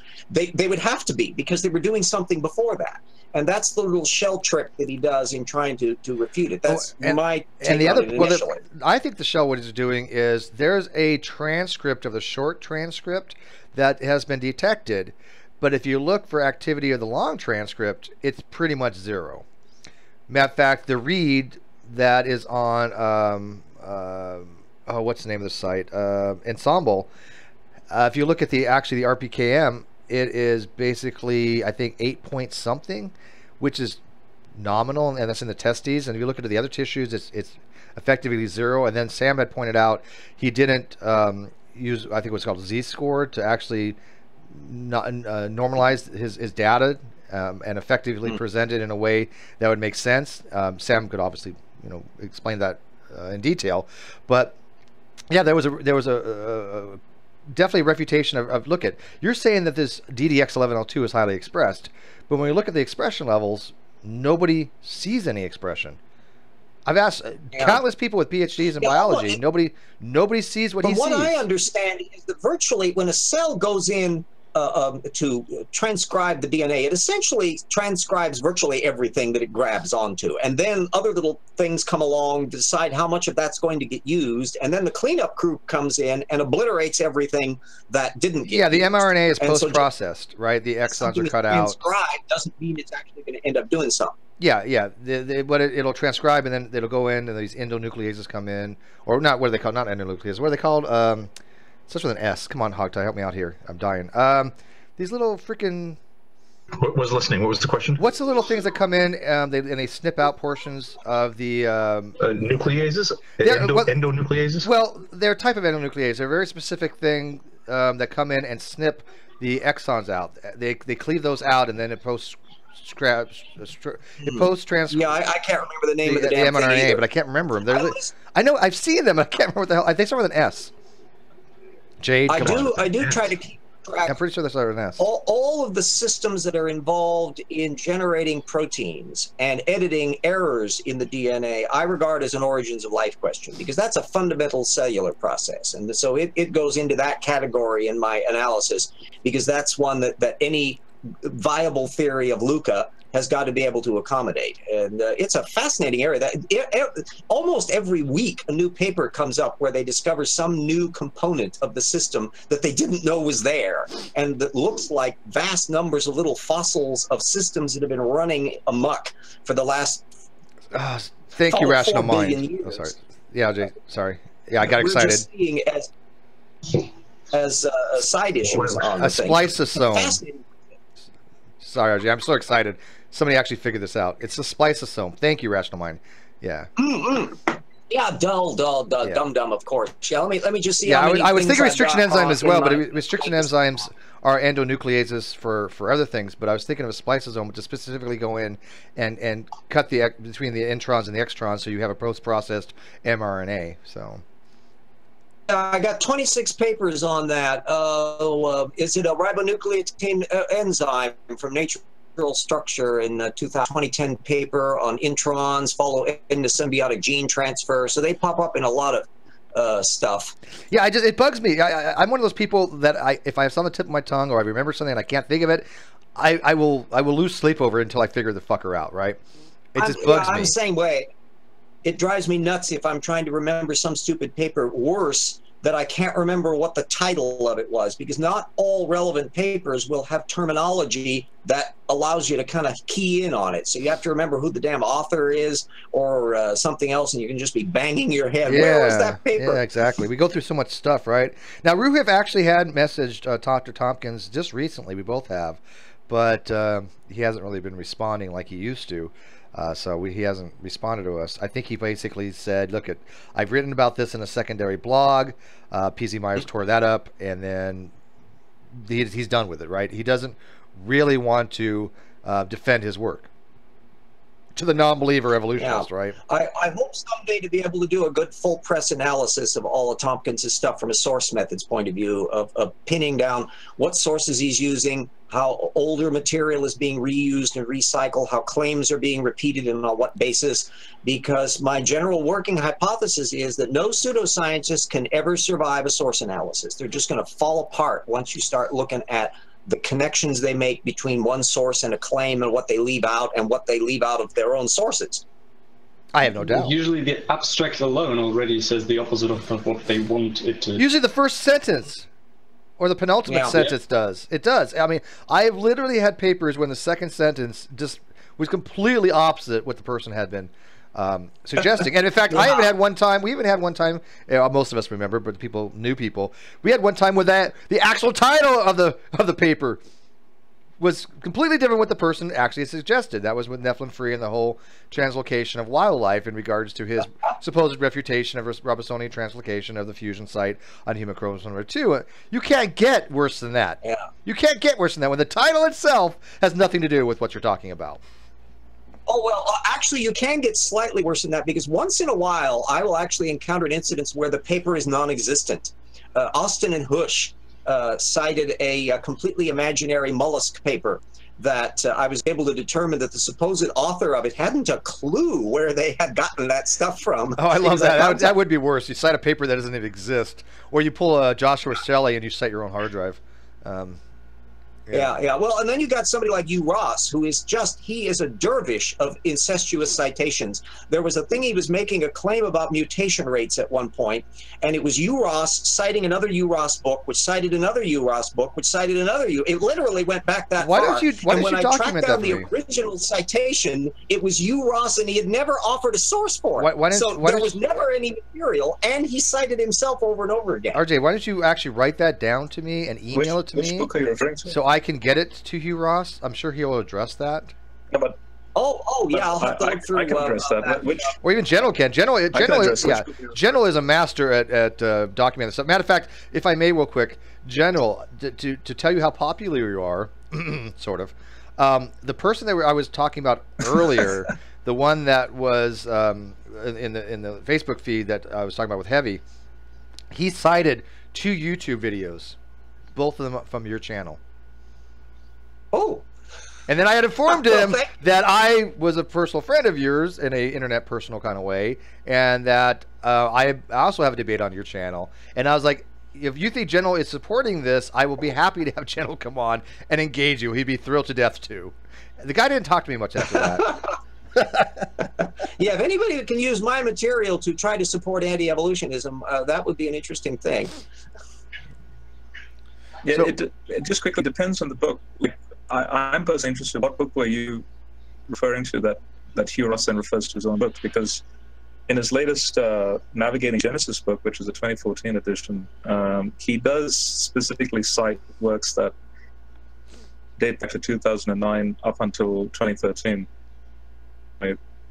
Dating and so on. Oh yeah, he's popped up on various spots, but this particular one was I think it was from 1995. I'll have to look it up. I think I alluded to it in Slam Dunk. I'll go and check. All right, if you don't have any fingertips, great. I mean, that's fine. Just get it to us, get it to me in general, both of us, and we will definitely look into that for you. Does that sound cool,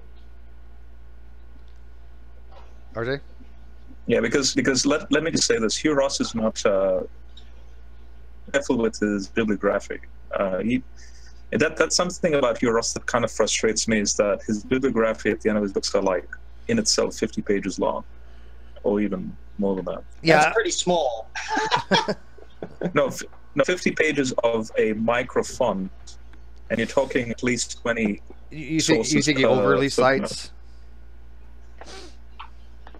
All scientifically orientated to back up his research. His entire bibliography would be around 320 pages long if I were to compile it all into one book.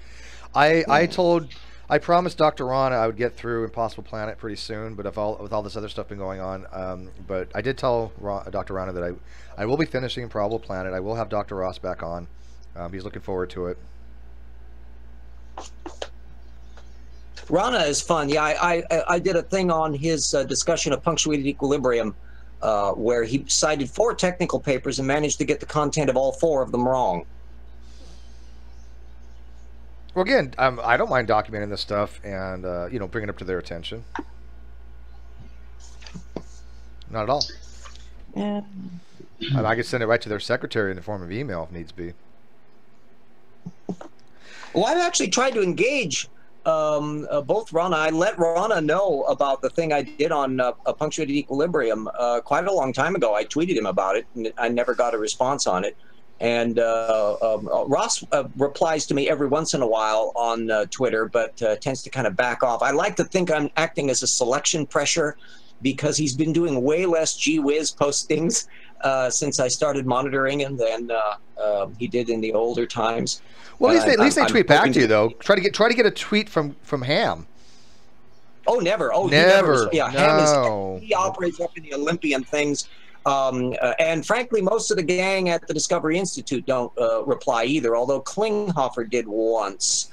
But pretty much everybody else stays mum. But young Earth creationists, no, they're preachers. They basically say what they want to believe is true. Ross, at least, he's always been an engager. I mean, he would have Jeannie Scott on his radio program and all that, so he's always been somebody who pushes back and interacts. He's kind of a fuddlehead on a lot of stuff, so he's not very effective, but still they're really nice guys. An A for effort, and I for it. they're definitely really nice guys. Do I think they go way off the mark on their science? Yes, I've read their blogs. I'm like, oh god, this is painful, just as much as a younger creationist in some cases. But at least they'll at least try to defend it. They'll at least talk about it, right? You can't get Ken Ham to talk about crap. Matter of fact, this one new guy that's coming into the community soon when he gets a mic, he lives not too far from the Ark, right? And he wants to talk about the Ark experience. And you can't get Kent to do it. He'll do it with Arn, right? Arn Rob. But if you're not 100,000 subscribers or more, or at least somebody of note, he won't bother. Nobody from AIG will. And even then, they twist things completely around.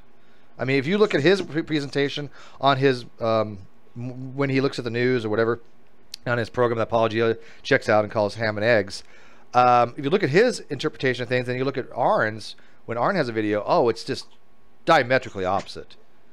And I expect that, but my God, I don't think that I don't think he's an honest person, obviously. And Ken Ham just deliberately distorts things. For his narrative. It's completely obvious that he deliberately distorts things. That's why he won't go on to these types of programs and hangouts and stuff like that.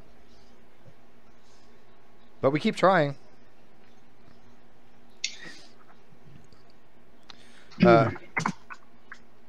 So where else do we want to go with this? I gotta start wrapping it up soon because the debate is coming up on the mark pretty close. I wanted to backtrack briefly. Just when I stepped away for a moment, I heard some discussion that, Hovind, just repeats what other people are saying. It really came up with nothing original. I thought, wasn't he the author of the Hovind theory, which I'm sure he is, but was that all sort of a sweeping together of crazy stuff other people had said, or was there not anything original in it, like the ice canopy providing extra pressure so the partial pressure of oxygen was significantly higher? I mean, he's had some new stuff, hasn't he?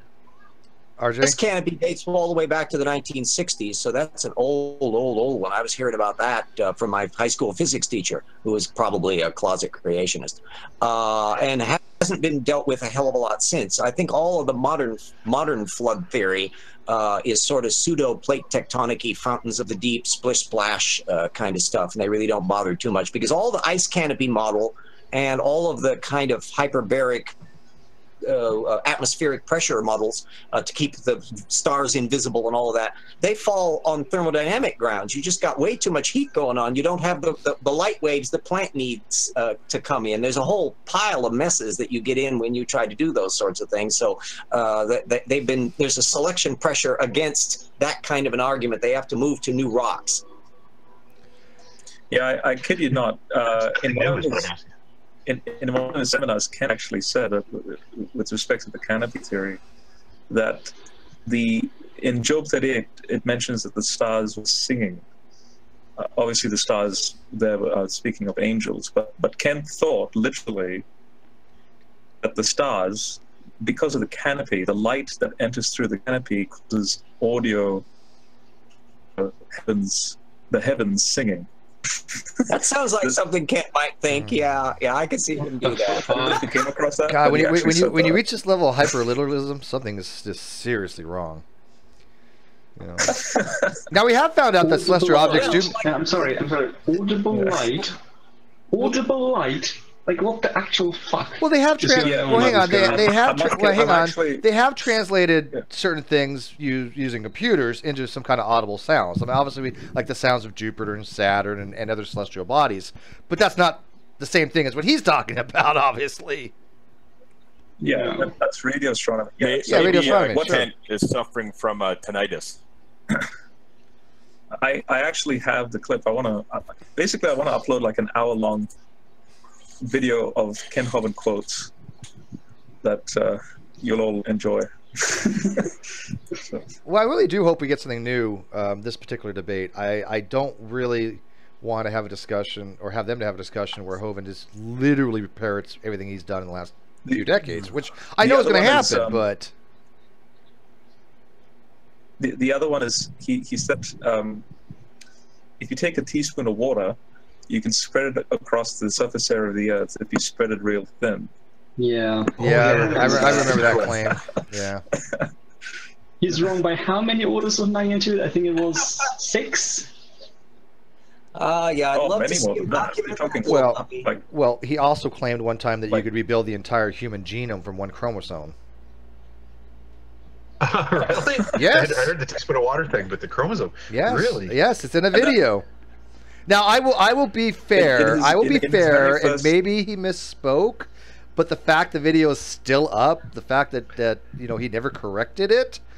Well, what could he possibly mean? I suppose you could rebuild individuals. You could rebuild an individual's code from one. I think he meant to say that we could even one nucleus, but one cell. Yeah, I think that's what he kind of meant to say, that we could, all the information to make a person is in the human genome or a karyotype. But I think that's what he meant to say. But he said chromosome. It's very plain. And I don't know. I don't know if you actually believe that or not. In his you know about the creation science seminar that he had like 4 of them, and in the very first one, like the first series, I think it was like episode 2 or 3, he starts getting into DNA, and then he wants to teach everyone in the class the nuclear bases of DNA, and so he says there's 4. And he doesn't get any of the names right. In fact, he says, "Oh, I forgot the other 2." But let's continue with the analogy that's like a ladder, or in half. And I'm quoting verbatim in regards to that. It really is bad.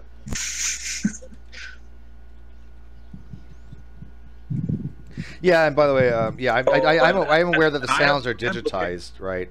You said they use a Fourier transformation. I am looking for a clip which you see, all these are in the back of my memories because I only came across kind of in like 2011. I only knew about young creationism after like 2 years after becoming a Christian, and I guess back then such that all these videos were already there, but somehow they've been removed now. Seeing a clip where someone in that creation seminar, probably I think it was the 4th season, where one of the students asked him, "What's the equation for the volume of a sphere?" And then he literally took like 5 seconds going, "Oh, I haven't done this in a while. Let me think. 4 pi r squared." That's not the volume of a sphere. 4 pi r squared. It's a surface area. How embarrassing. Pi are round, pi are not squared. Pi are round, pi are not squared. So you confuse the surface area with the volume? Was it volume? Yeah, okay, yeah. Yeah, well, what's the volume of the sphere? And then he takes like 5 seconds going, "Oh, I haven't done this in a while, let me think." And then he says 4 pi r squared, which is the surface area, not the, I don't begrudge people for forgetting arcane things, especially formulas when they don't apply the information. If you're teaching science for 15 years, that needs to be addressed directly. Is his claim? What's funny about that is a teacher. Yeah. In that episode, he says, "Oh, I was a maths teacher," and so on.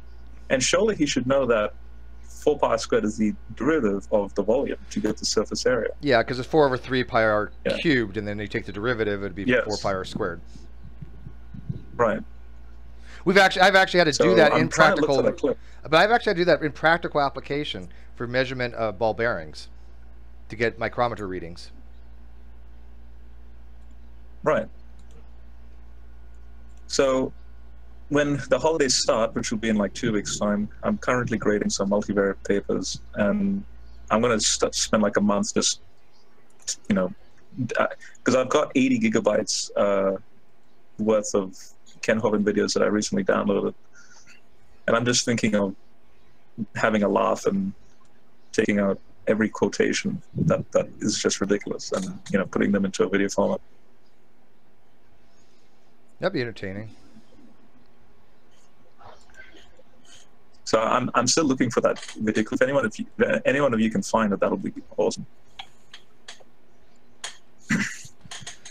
Like I said, I'm probably going to be wrapping this up soon. I know we got a lot of people still watching, so if you want to continue, that's fine. I do want to put a shout out to people if we do wrap this up. Again, I want to put a shout out to the Geek Room. If you haven't seen their channel, go watch it. Time. We can still... Yeah, but I mean, I got to eat. And, I mean, you want to keep it open, but I'm still going to put shouts out now. Now's a good time.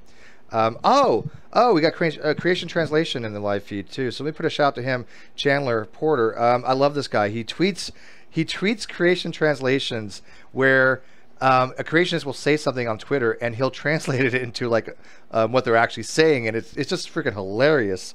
So I'm going to have him on like the after show. Oh, it's great! It's great. I mean, I think if he's a computer programmer, you needed to make a program that'll do this that can translate creationists speak into normal language. It's just brilliant. But let's see, the Geek Room I'll put a shout out to Dragnaught's channel.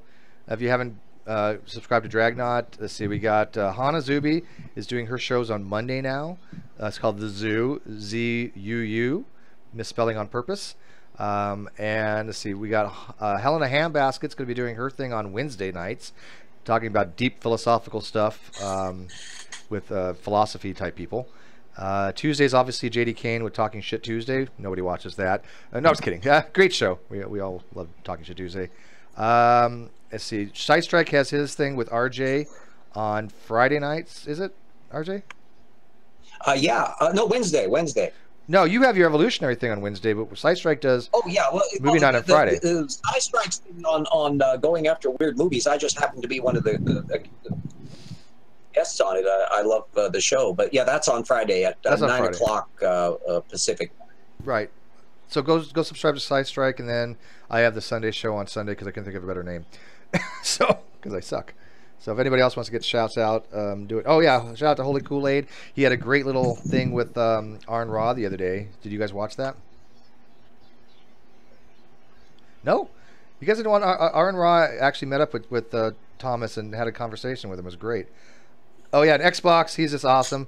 Sam the Scientist, he does a thing with Dragnaught on their rants too. So shout out to Sam. But Xbox, you haven't done stuff in a while. He's been kind of quiet in the community on his channel. Anybody else want to get shouts out? No? Really? Everybody should buy Evolution Slam Dunk.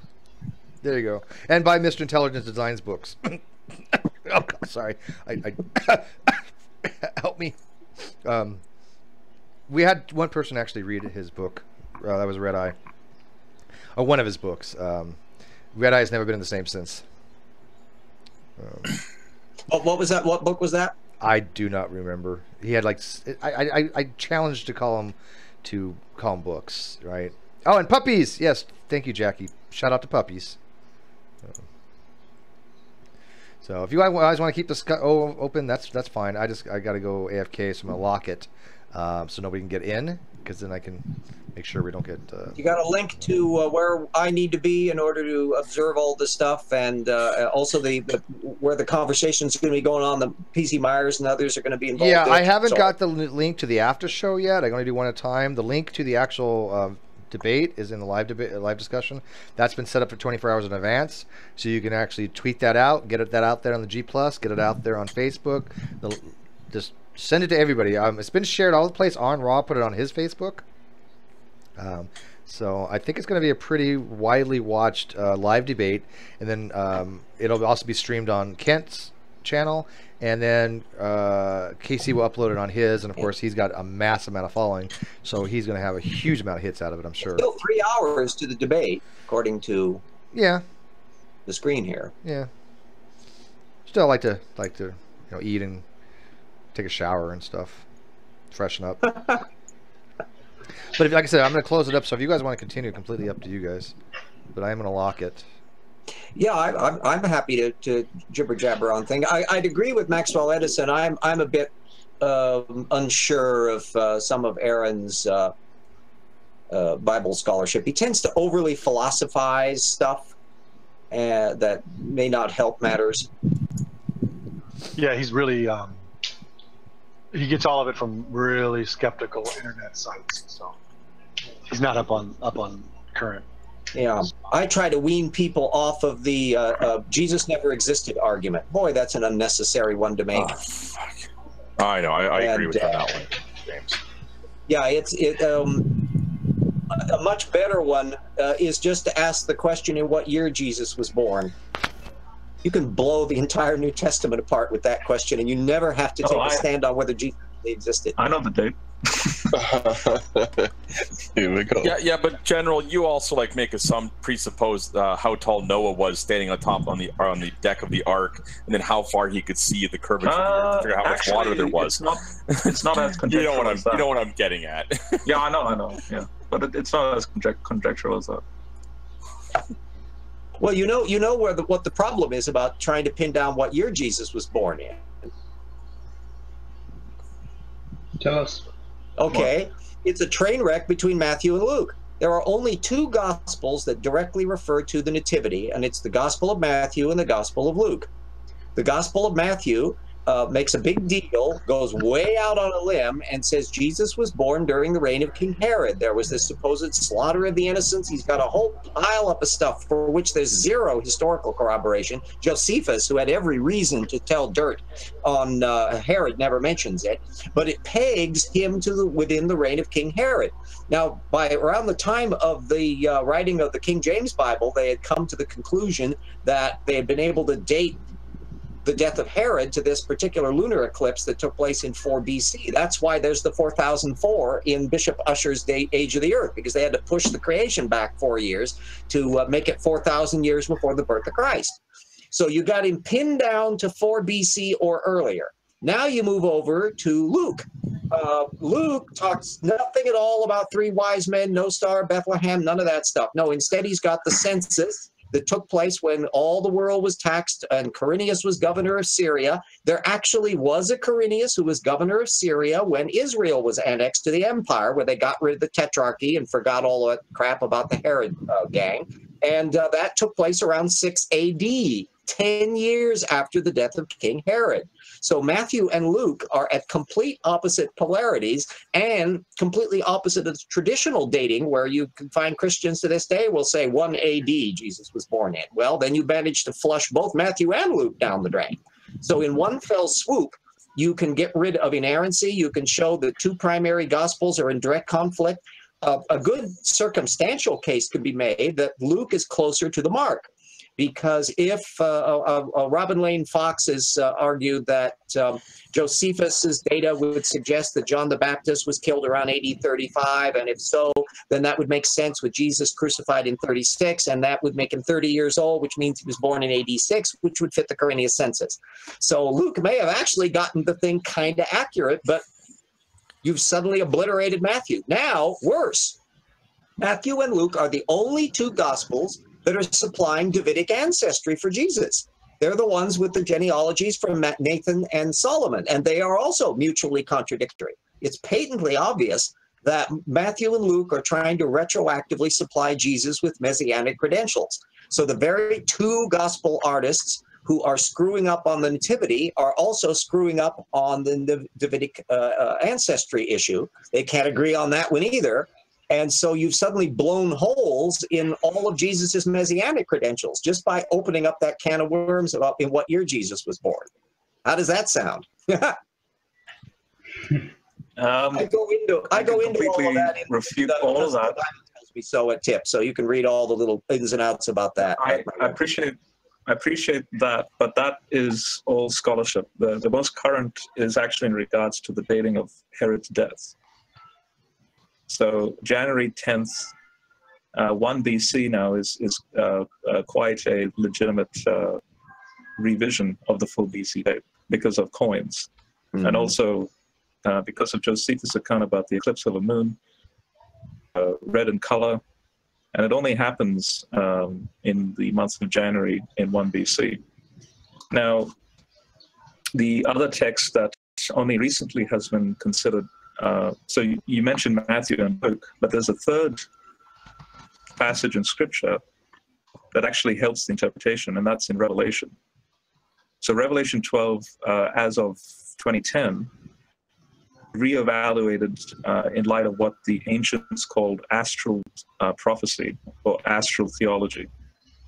So in Revelation 12, when it mentions that the woman is clothed with the sun, she has the moon at her feet, she's crowned with 12 stars, those are astronomical imagery that only the Magi would know, and the astronomy software to go back to what the night sky or the day, with respect to the positioning of the sun and the moon, where the zodiac would align on the ecliptic. Well, guess what? The only time that occurs that Revelation 12, describes, is in September of 3 BC. And this is why it's important, because Herod, according to an 1800, because the consensus of Herod's death actually comes from the 1800s. It's never been challenged in them. 3 BC date, interestingly, is unanimous amongst the church fathers. Pretty much, if you look at any of, like, for example, Eusebius would hold the 3 BC date. And that's why there's contention. It sounds like you just flushed Luke down the drain then. No. Well, one second. So the ancient literature, apart from Luke and Matthew, hold to a 3 BC date. So that's why there's consensus of, well, the church fathers got it wrong. We have to go back to 6 BC. And that's why you have certain astronomers who happen to be Christian that may conjecture about the Star of Bethlehem being a supernova or a comet or something in 6 BC. But as you know, there's too many contradictions, especially with Irenaeus and the census. Now, if you look at the Revelation 12, if you actually add that into the puzzle, it actually fits with the 3 BC date, September the 11th, 3 BC. And by the way, September 11th is Rosh Hashanah. It's the new year in the Jewish calendar. So therefore, the only thing that we need to now solve is basically Herod's death. Once you have that in 1 BC, Quirinius actually being in Syria, and he wasn't legatus. A legatus status would mean... I've looked into that. That is a stretch I have to do on that one. No. Legatus means he was governor of Syria. He was never a governor of Syria during that period. There's a specific... Plus, you don't have a census. 1 second. There's a specific Greek word that Luke uses with respect to Quirinius, which means it's not legatus. He's not... Because that would only fit the 6 AD date. And there is scholarship to suggest that there were minor, leadership type roles that Quirinius had pre-2 BC. So, and that's during the lifetime of Herod, if Herod dies in 1 BC. And so what Luke gets census it right. was conducted? Why would there have been a census? These are just minor censuses in a small town like Bethlehem. Because Bethlehem, the population would be... Why is he born in Bethlehem? It just so happens he's born in Bethlehem. But doesn't he have to be born in specifically Bethlehem? Ephrata, as Micah 5 alludes to, because it's very specific. A town of no more than 150 people. Doesn't he have to be born in Bethlehem to fit the messianic message? And yeah, it does fit that. It does fit that role. Micah 5:2 mentions specifically Bethlehem Ephrata. There's 2 Bethlehems. So why is it and implausible one specific that town he's having retroactively messianic credentials being supplied and they're not getting all the facts straight? Who's not getting the facts straight? The non-existent Quirinius census of 1 BC, if you're trying to drag it back to 1 BC. No, again, that's the legatus status would be beyond the 1 BC date. That would fit the 6 AD date. I'd like to see a source on. You're ignoring a special Greek word Luke uses. I'd like to see a source on Quirinius being legatus in Syria in 1 BC. I'm not saying he's legatus in 1 BC. Is my mic working? Like, am I breaking up? What are you saying? What I'm saying is that when Luke uses a special Greek term with respect to Quirinius, it's not a legatus status, because a legatus status is basically an official Roman title to be governor of an entire region. So what he has instead... Legatus is not a governor. Legatus is rank of general in the Roman army. A legate is a governor. Plus, the Romans didn't conduct censuses. Sorry, I just want to throw that in there. They didn't conduct censuses only when they annexed territory, and the only time Israel was annexed to the empire was at that time, around 6 AD.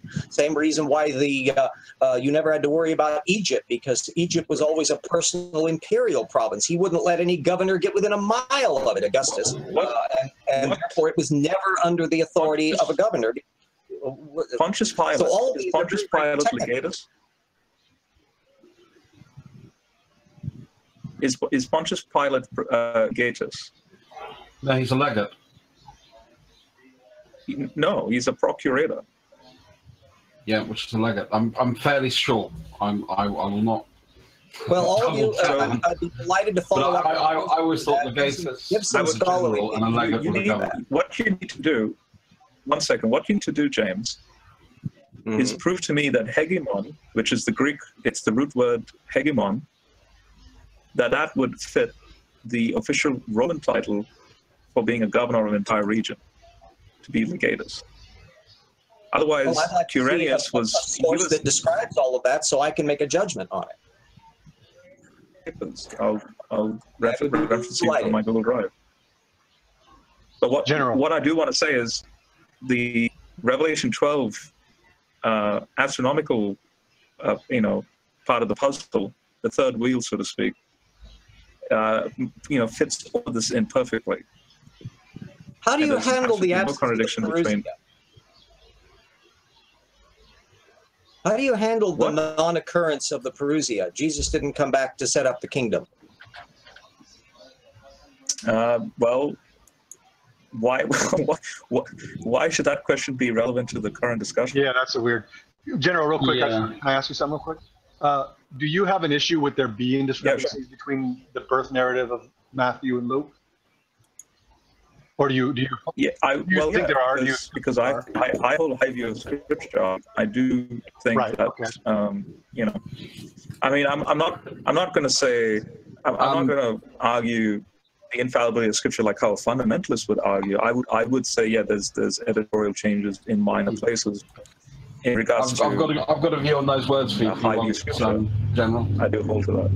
So go ahead, Russ. If we go for hegemon, that's a political leader, political supremacy, and also a legate can be synonymous for legatus. So, yeah, I would still say that fits as the person that has the authority to rule for that region. That would be my literal definition of that word in Greek to English. Wait, so you're saying Quirinius, that position, that the Greek word that's used there, hence it can only be applied to a 6 AD date? I'm not saying anything on either side of that. I'm just giving a definition on the word. I don't know your argument, so I was just coming back on definition. In the side chat, I'll post you the word that Luke uses. Here's the word. Yeah.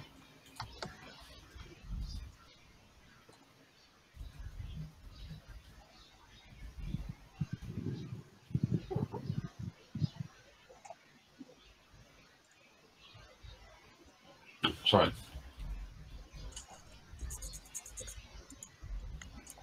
I don't see a source popping up there.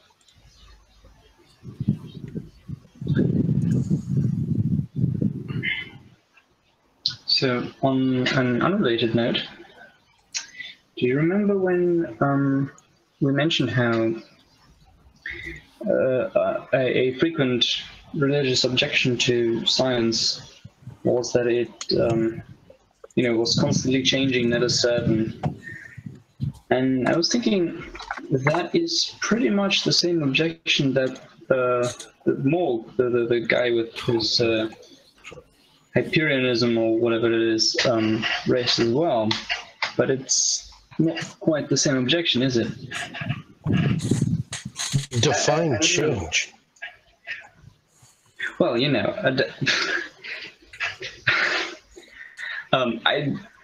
don't know what their problem in particular is, or what kind of change it is they are objecting to, but The point being that it is never certain that it ever adapts to new discoveries. They see it as a negative.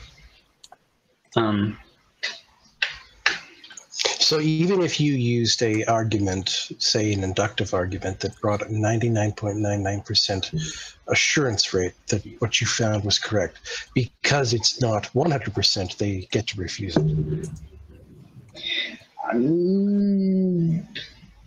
Well, I'm not we have an example. Well, did you see the link I just sent, James? John by Rhodes. An example of something we have at 99% knowledge, so we can grapple with the specific. Got it. I'd be heard. Yeah. Yeah, I just sent the link in the side chat. Oh, Rhodes, Joseph Misty. I was just looking at that paper. Yeah, 2011. I didn't have that in my bibliography. And the other one that I would highly recommend is the Herod dating, which there's 2 papers for that. One by Anne Steinman. So I'll give you that one. Mm-hmm. And the other one is actually, interestingly, from the early 90s, Herodian chronology with respect to coins. So there's the 2009 one by Andrew Steinman.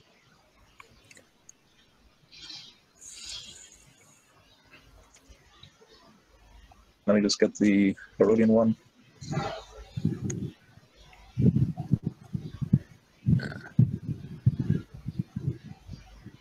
James, here's the third one, actually. Third one is by Gerard Gateau.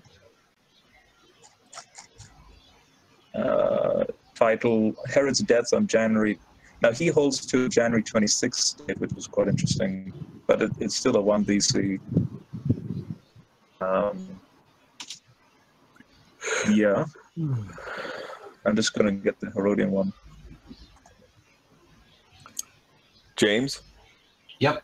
Mm-hmm. I know someone who might want to talk to you about the history of young Earth creationism.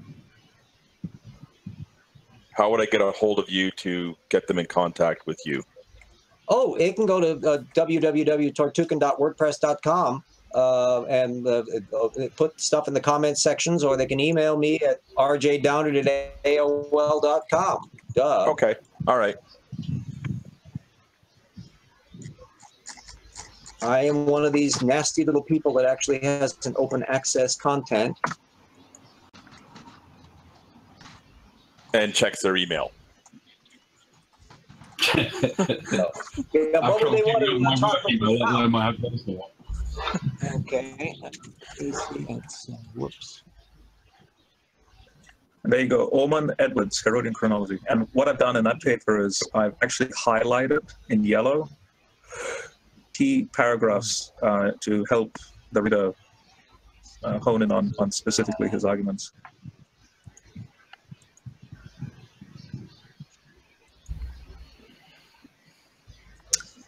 So that's the stuff you won't get from a G-Man clown posse. Yeah, that's why I don't like to bring up, things that I may perceive as biblical contradictions, because I'm quite likely to run into someone who knows more about it than I do, and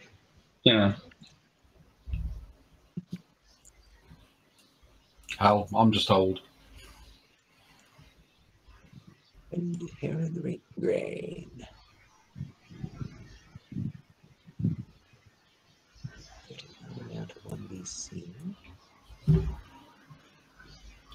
I did have a lovely idea for just the young Earth flood thing, which does bug me. Mm-hmm. Fire away. Well, there are several cities mentioned fairly shortly after the flood in the Bible. And they all like doing statues. And some of them like doing lions, some of them like doing leopards, and some of them like doing cats. How many kinds of feline are there?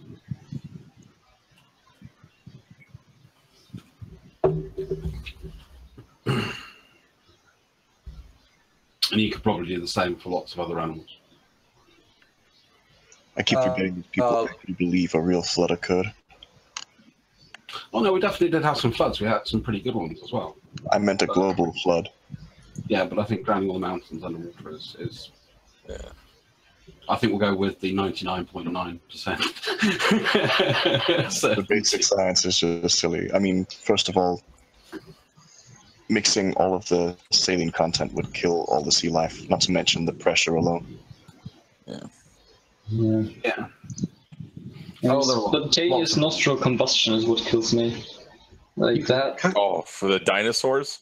Yeah, that is gold. This is where this stuff starts to fall apart, when they start saying things like this. You can understand why they have a dog in the fight that way, though, because if you start being able to reject parts of Genesis, then what happens about original sin? Oh yeah, then Jesus dies for nothing, and that's why there are people who fight for this. What are we being saved for? Yeah. And I think probably actually, James, that might be interesting to look at, just to see which churches, because of their doctrine, tie themselves to young Earth creationism. Oh, basically, well, it started out with Adventism, and then, of course, the Southern Baptists adopted it, because young Earth creationism is very recent. It's all a spin-off of Ellen White's Seventh-day Adventism.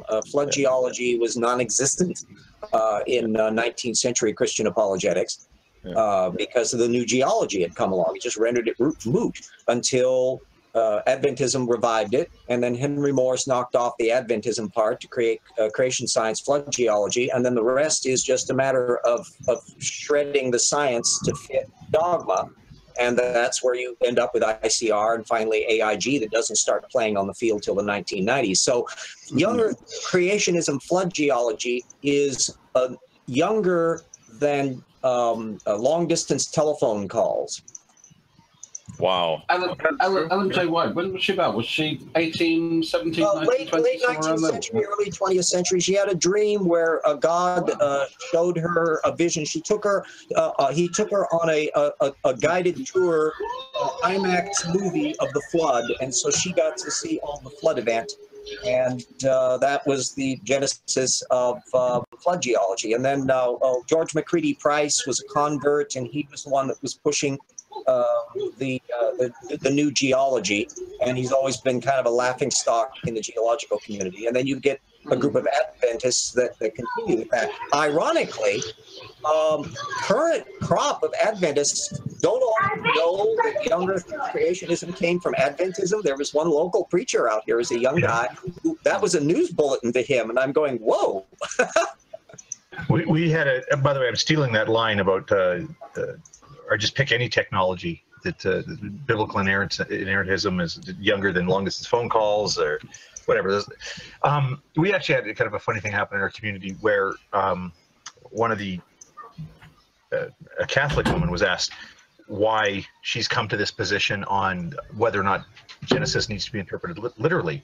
And in her answer, she says, you know, well, I looked into it. I heard these young Earth claims, and I looked into it, and looked at stuff like Ellen G. White, and based on looking at these things, it just that did not like this sort of recent emergence into biblical inerrancy and literalism that didn't appeal to me.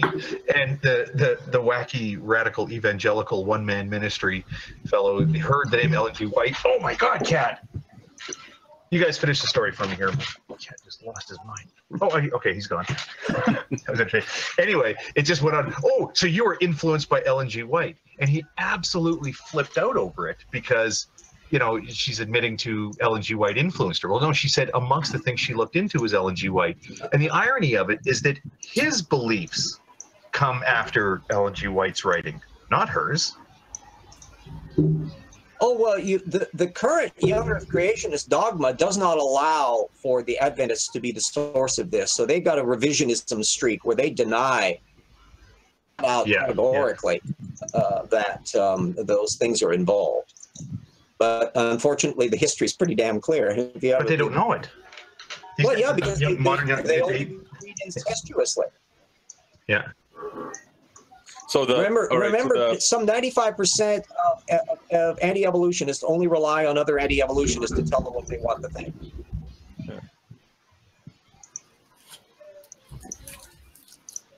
But the Southern Baptists are in no way related to the Seventh-day Adventists. Finally, no. But they started picking up that an awful lot of anti-evolutionism is a political phenomenon. From the get-go, anti-evolutionists tend to be very socially conservative. And they usually have a lot of things on their eye-twitchy plate along with evolution. It's a whole social thing. They don't like the idea in the old days of women voting or blacks not being equal. And today it's culture camp conservatism. So the Tony Perkins worldview is fairly characteristic of the demographic of anti-evolutionism. Mm-hmm. So James, are you seeing the links I'm posting in the site? Yes. I'm going to be adding all of those and analyzing the Rhodes, the Steinman, and the Edwards. This last one, the Noah's Flood Localized Catastrophe in Light of Cosmic Rebellion, that's just a looks like a PowerPoint presentation. So after the Ullman Edwards paper, I put here. Before the nose flood one, I put here Genesis 6 to its original context. If you go from slide 40 onwards, I connect the birth of Jesus with Revelation 12 in light of Noah's birthday, according to ancient Jewish sources. And when was that? What year was that? When did Noah live? Oh, I placed that to at the end of the Pleistocene era. So if you're talking. I argue hence my scientific analysis, I argue 30,000 years ago. 30,000 years ago? 13, yes. So I argue that the flood happened in the Persian Gulf oasis. That was an early settlement of humans after the humans migrated out of Africa. Noah's thing is your presentation? Yeah. What? The PowerPoint, General. So both the PowerPoints lectures that I've made and all of the how should I cite that for authorship? What? I don't think he's asking you to, James. Oh, well, excuse me. This is hashtag tip bibliography issues. If I'm going to pay attention to it, it's going to go in my reference listing. Yeah. So I can list it as anonymous or whatever, or otherwise I might just list it as... The two PowerPoints here, so the other papers I've given you is scholarly papers. The two PowerPoints here are my works that appeal to academia. So in the slides, especially the Noah's Flood one, they actually give you the name and the date of the papers that I'm citing on each slide.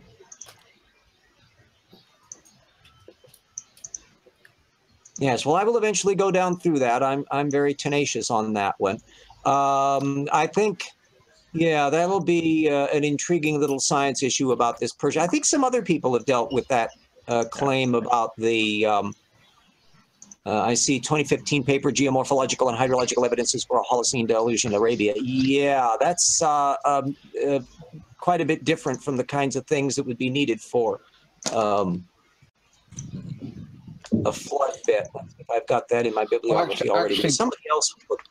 There's some interesting things. I'll dig up some links for you, but there is some studies on an iridium layer and also some ice core sample work that's been done. Sorry, a layer of iridium around. Yeah, I already had that at Arabian Journal of Geoscience. I'd stumbled on that already from a different argument. They got the geological data from North America because that's actually what they think is much nearer where the strike was, because it also coincides with the extinction of the saber-toothed tigers, the mammoths. Oh yeah, the Younger Dryas event. That's a complicated issue. There's been a long back and forth on that in the proceedings of the National Academy of Sciences for about the last 10 years. And you've got it with real interest because I love the scablands up in Washington State. Oh, I live on them. I live on the Columbia basalt. RJ, you, sir. RJ, we have a question. We have a question for you, and I think it's actually a really good question because you had used the term evolutionism, and when it comes to the term evolutionism or evolutionist, these are generally terms that yes, younger creationists try to make pejorative. There was a term called evolutionism. It was a thought that they had back in the 19th century. It's no longer used. It's defunct. So the more colloquial understanding of the word evolutionism is that somebody subscribes to, you know, the theory of evolution, right? Evolutionism, but it's not used. It's defunct. So when a young Earth creationist, somebody uses it, you know, they use it pejoratively. RJ probably uses it just in a colloquial expression. I don't have a problem with it. I'm an evolutionist. If you want to call me a gravitationalist, Yeah, I'm okay with that too. Don't let these pejoratives, you know, be that big of a deal. Just if we start fighting against it, say, oh, that's just a pejorative, then it gives them more power. I mean, it doesn't need to be an argument. Say, okay, yeah, whatever, I'm an evolutionist. So what? I accept the theory of evolution because it's reality. That's all I got to say. Would you agree, RJ? Some want to make that into a pejorative and a boogeyman. Right, but no, I do. But see, I do agree. I don't see. I have to little disagree there. I don't follow Darwinism. Darwinism was a very specific thing. Darwinism shouldn't be conflated with modern evolutionary synthesis. I think they are distinctly different things. But again, it's really up to the individual people. I mean, some people say they're neo-Darwinists. Some people don't like the term neo-Darwinist. I don't. But generalization belies a belief. Well, yeah, we do believe the theory of evolution because we have knowledge of the theory of evolution, right? You cannot have knowledge without a belief. Now they want to. The problem is they want to say, "Oh, it's just a belief." Well, that's when the problem comes into play, right? It's not just a belief, right? Gravitationalism is not just a belief in gravity; it's a real thing. So you just have to keep pointing that out. Sure, there's a belief there, but that belief leads to knowledge, and we have knowledge of these things. Does anybody want to disagree with that? I'm okay if they do. This is how I look at it. No, it's about degrees of confidence. I generally agree. Here's my take on isms in general. I'm, if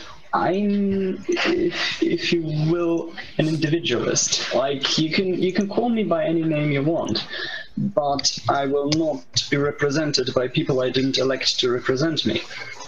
And likewise, do I not represent anybody who didn't elect me to represent them. Yeah, or just don't misconstrue people's actual positions and concepts, right? If you want to call somebody something, that's fine, but don't misrepresent what they say, right? If they say, look, this is my position, then if you misrepresent them like exactly what G-Man consistently does, like he just recently did, that's where you draw the line. That's where you say, okay, now we have a problem. You're calling me something that's not applicable, and so...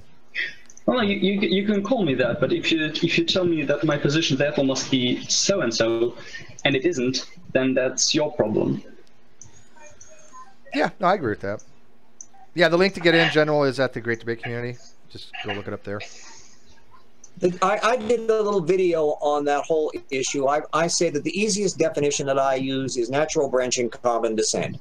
And if you believe in that, you're an evolutionist. If you don't, then whatever it is, you aren't really much of an evolutionist. And it kind of demarks it, because it's that natural part, it's that branching part, which brings into the speciation issue.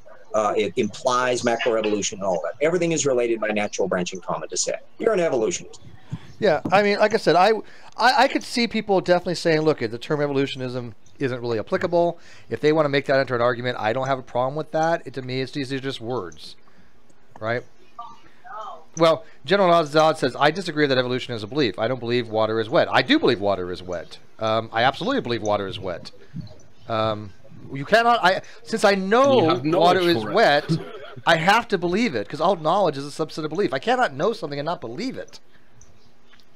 It is an emergent property of water. That too is a matter of definition, isn't it? What's that? That too is a matter of definition, isn't it? There's different theories of knowledge, but I think the most ubiquitous out there is that knowledge is a subset of belief, and you cannot believe something without knowing it. So I make a distinction between decidable propositions and undecidable ones. And empirical, scientific and historical things are decidable in a way that normative things aren't. And once you make that distinction, then that covers a lot of it. Evolution is an empirically observable phenomenon. Sure, absolutely. Yeah, absolutely. And that way it's factual. I never use... I don't like when somebody says evolution is proven. No offense, LeMay. You're awesome. But I don't ever say that evolution is proven. You avoid using that word in science, because science does not prove anything. It's not meant to prove anything. You can say it's confirmed. Science, evolution is a observed event. Evolutionary theory is a confirmed model. Those things are just fine. Yeah. And that's the thing that makes it so difficult for me to disagree with Morg on some of his premises, if you will. Because the way I define truth, science is not actually in the business of either seeking or finding it. Science is not what? Not in the business of seeking or finding truth. No, it's in the business of doing exactly the opposite. It is actually in the business of explaining. Yeah, it's in the business of explaining observation, right? And that process involves falsification of other things. So we have a understanding that what we believe is probably more likely the case, but it's never proven. I don't see. It really depends on how you define terms at that point. Like, for me, it's not. I don't have a measure of truthfulness. Like, I don't know if we are getting any closer to truth, because I don't know what truth means when it comes to statements about the world out there. I understand truth in a logical and a mathematical sense, but I don't know what else it can be. So to me, a scientific model is measured instead by its usefulness, how accurate its predictions are. Yeah, and I agree. I'm not making any statement about whether or not it is closer or further from the truth, whatever that even is. Yeah, well, I'm a scientific instrumentalist, right? So I don't even accept scientific realism. Now, it's fine if somebody does. But does somebody say, but LeMay is saying, do you call gravity is not proven? Gravity is not proven. Gravity is not proven just like anything else isn't proven in science. We don't prove gravity. We demonstrate gravity exists, and we formulate a model to explain it. But you never would want to tell a creationist that gravity is proven, because if they are well-versed in scientific literacy, they're going to try to harp on that. And they have every right to, because science doesn't prove anything. Logic does, math does, right? But yeah, I would never say that gravity is proven. You can say I go back to what Gillestron said, which is it's about utility as well. I mean, when it works, that's when you know it's right. Then again, Steve, I would say the whole usage of the word proof is basically, it comes down to semantics. And I have no problem if a scientist says relativity has been now proven to 20 places the decimal using the two merged. If they mean it colloquially, yes, and most people would understand that to mean colloquially, but specifically, technically, no, it's not proven. So scientific theories, by definition, cannot be proven; they are unprovable. No, I understand what you're saying. I agree with what you're saying. It's just unfortunate that the creationists, the young Earth creationists, will immediately jump to that type of argumentation when they're put into a corner and they can't get out of it. Sure. And let me say, gravity is a law. Well, not just young Earth creationists. Intelligent designers will use an awful lot of the same apologetics. Yeah, sure. It isn't a preserve of how many zeros you have in the age of the Earth. Yeah, I agree. Gravity is a law, but it's also scientific theory, right? The law is a formalization of a specific relationship between quantities, right? If I say F equals gm1m2 divided by r squared, that is the formula that we call the law of gravity. But the law of gravity is underneath the scientific theory of gravity. The scientific theory of gravity incorporates that particular law. Didn't have a theory of gravity. Yeah. Einstein does have a theory of gravity, and those things ultimately. The notion is that science is the instrument you use to figure out what actually is, not what your opinion is.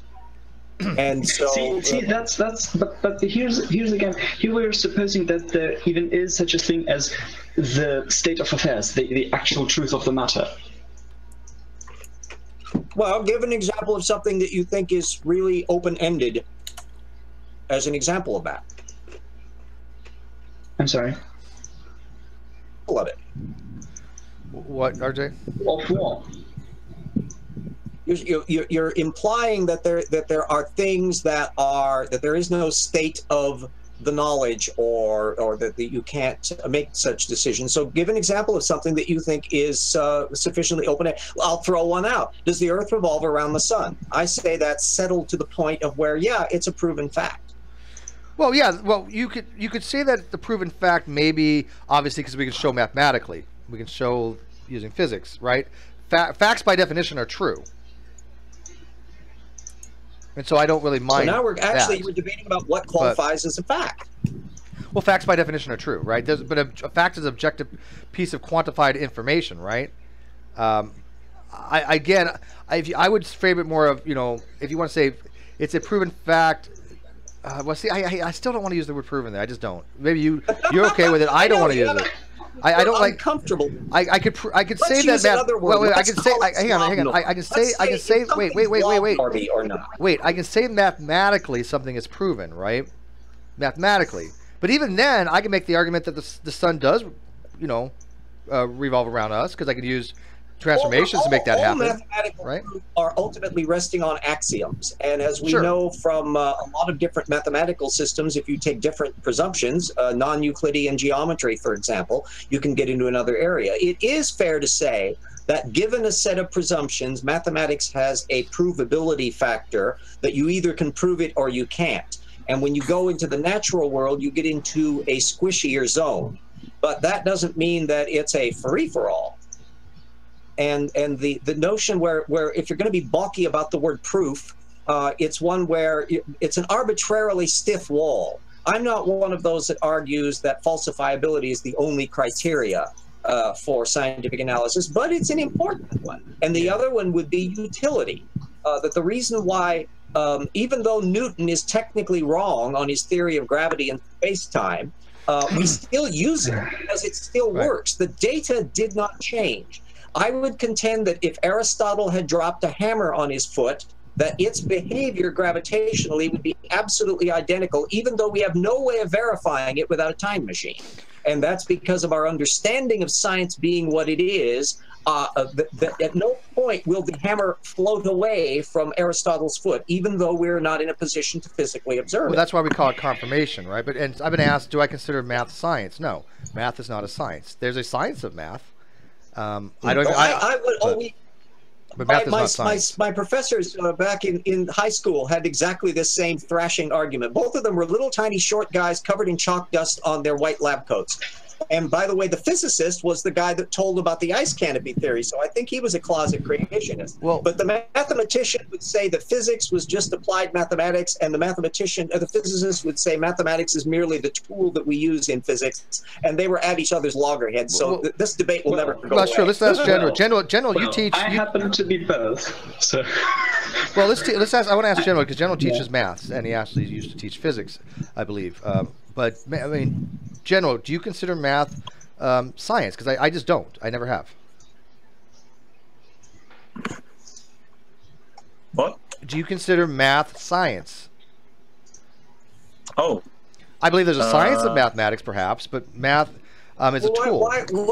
What is the feature of science that it lacks? What distinguishes it from science? Science explains phenomenon by using relationships to make predictions and explain the phenomenon of why something happened. Well, if you want to be picky about it, one might argue that the universe is what mathematics does for a living. And so everything in mathematics actually has a counterpart in nature, maybe. The universe is the way for... We are the way for the universe to know itself, right? Manual for the universe. Yeah, I don't know if I really... No, I disagree. It may have been so historically, but nowadays there is pretty much no evidence mathematics need ever account for. Mathematics is completely axiomatic, and that's what distinguishes it from a science. A science has to take in evidence.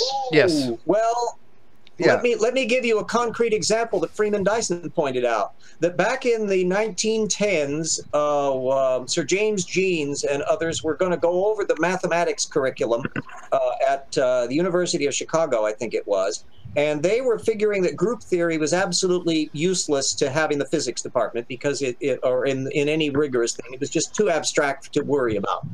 As it turned out, ironically enough, that subatomic particles are organized according to group theory. Sure. And at the University of Chicago in the 1930s, they started applying this thing. So you should be very, very careful about decreeing what branch of mathematics doesn't wait, that's a completely different... I'm sorry. Here's the point. Excuse me. Go ahead. Here's the point, though. Group theory would have existed with or without physics making any use of it. True. Yeah. And physics would exist independent of anybody looking at it, just as hammers would have fallen for Aristotle, even though he didn't observe that they accelerate. No. The point is, when group theory was developed, and it is still being developed, there was never a point where anybody had to observe nature. And yes, the people were wrong to say that group theory is not applicable to anything in nature. It turns out it is, but it might as well be coincidental, because the group theory would exist even in a world where quantum mechanics had no application at all.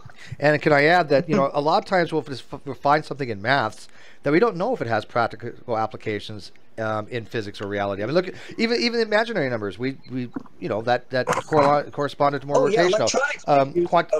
Quaternions or split. Even recently with the whole, what split octonions are? 8-dimensional. It's a non-associative algebra type of algebra.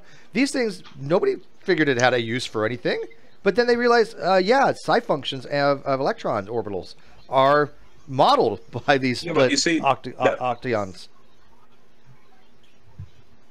I don't know if you've remember, Steve, we were talking earlier on the notion that math is like the property of the universe. Yeah, of course. But at the same time, Max Tegmark, he wrote a book on mathematical universe from MIT. But that's the thing, though. I mean, math as a science, no. Wouldn't science be something to do with observation and explanation? Actually, you do physics the is a science. method. Yeah, physics is a science, absolutely a science. Right. Physics takes an observation. So if you were to do the same in a mathematical context, like say in pure mathematics, then you're suggesting that the abstract principles and axioms are they have a basis in reality. Well, it's just a philosophical perspective. Well, at that point, it does delve into philosophy, right, General? You're breaking up, by the way, so I don't know when you're done. Some of this actually boils down to an interesting Platonic question that I'll throw out here just to see if it's a bomb or not. The idea that why is the universe mathematical at all? Why are there physical laws that obey mathematical relationships? Is that something that is an option, or is it something that is intrinsic to itself? And at that point, you have to ask, to what extent can the universe avoid being mathematical, and therefore the two are isomorphic? It maybe just cannot be any other way. But I mean, even universes with different constants, right? They might have a whole different type of mathematical relationships.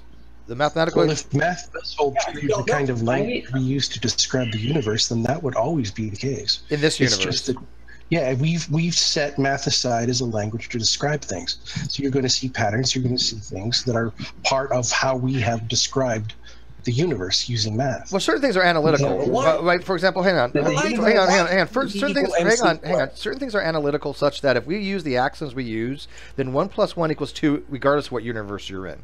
Okay, that has to hold true because that's the definitional analytical relationship. Now, if you say E = mc², that might not hold true in other universes, right? And that's the interesting question, because it may very well be that it can't not do that. Possible. We don't have any way of knowing whether there can be any other universe. And that's what I said. This universe might be the only way it can be. Anthropic arguments assuming that you can tweak the variables, and you may not be able to do that. I know that people love the multiverse, and I know that Ross loves the multiverse, and Susskind loves the multiverse.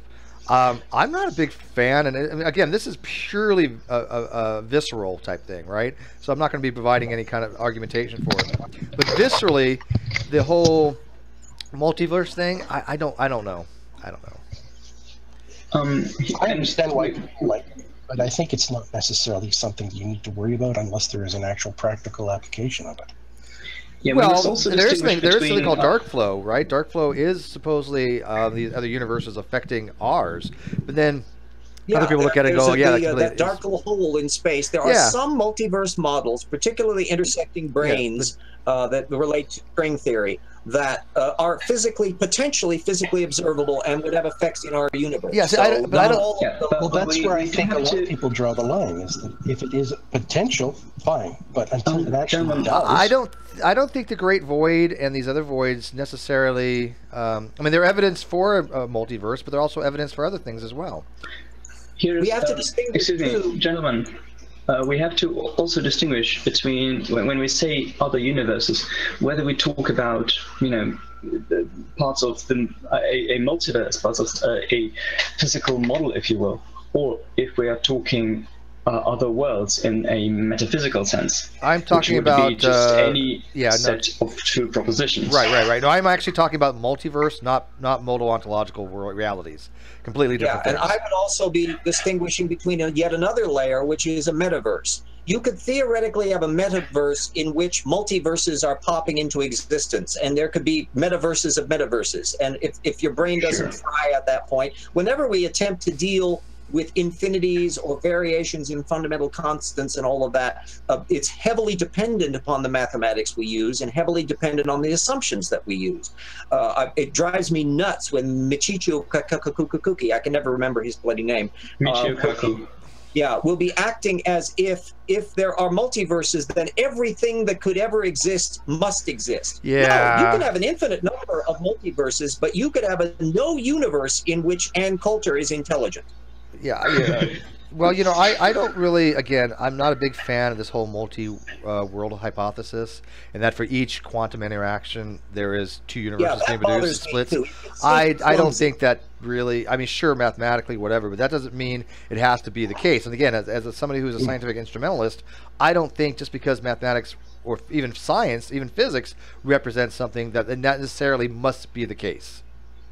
They are lovely concepts. Quickie said, wait, Quickie said, Steve doesn't like the thought that it might exist more Ronnies. Amen, Quickie. You know what? That is true. I will give you that. Yes, one is more than enough. You see that a lot in this community. What's that? Right? You see that a lot in this community. You've got a lot of very cogent ideas, very interesting concepts, but they don't seem to possess a sort of practicality to them to make them interesting enough to address.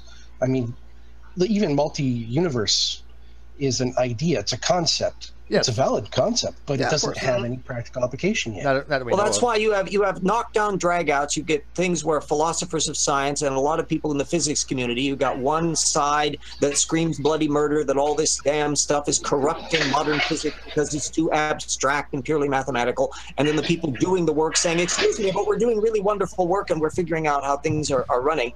But in the middle of it are potential instances of where multiverse models actually would have a testable effect. And you may not be able to easily test it. If you have to build a particle accelerator the size of Saturn, it's probably not going to be feasible. But some of these are decidable propositions. And if we live long enough to have a 25th century science, some of them may be decided in the same sense that people look back on the squabbles over Einstein in the early 20th century as going, you mean they really had a problem with relativity theory? Wow, that's strange. Well, hang on. Before LeMays takes off, she's a bit back later. Let me address what she's taking on the live feed. I do disagree with her. I agree that proof is a argumentation that gives sufficient validity for the truth of the proposition. So we can prove a proposition to be true. If I say gravity exists as a proposition, I can say we can prove that to be true. That doesn't prove that gravity exists. That proves that the proposition is true. There's a huge difference. Right? A huge difference between proving a proposition to be true and proving the actual object itself or the reference that it's referring to. So I would never say that gravity is proven. On the forums, we were arguing over what constitutes the word exists, because exists can be a concept or a physicality. So if you're going to try to say that something exists, well, if it exists as a concept, fine, you're having that argument. But if you're going to then try to say it exists as a physicality, that's an entirely different argument. Yeah, ontological arguments are very confusing like that, right? What do we mean by existence? Does the color blue have existence? Does consciousness have existence? Do they exist as far as what's called concretism or hyperstantiation, I believe it's called? We don't want to have this reification where we take an idea and make it concrete, because I don't think some of these things actually exist. I'm not a Platonist, right? I don't believe in Platonic forms. Some people do, but I find the concept to be strange to me that there's some realm of forms out there that exist. But yeah, no, see, this is kind of why I brought up like the modal logical realities, because given those, you can easily say, yeah, there might as well be a world where, I don't know, E equals MC squared doesn't hold, but there are like fundamentals of logic that would hold insofar as that the world in question should be accessible to us at all. The world of what, modal realities?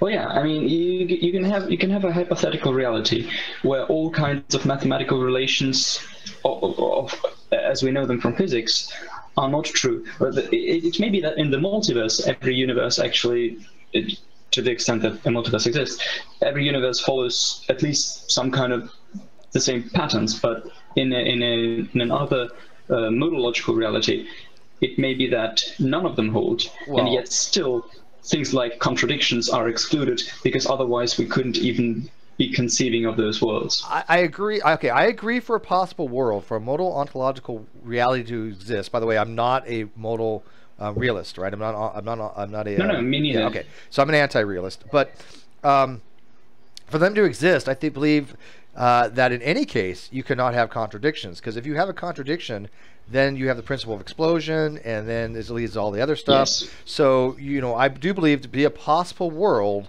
whether it is an existing possible world or not, whether you're a realist or an anti-realist, I do believe and maintain that to have a possible world, one of the conditions would be that you have no contradictions. So if you have a contradiction, that particular proposition cannot exist to be true in any modal ontological reality. Would you or world? Yeah, would you agree? A can never equal not A.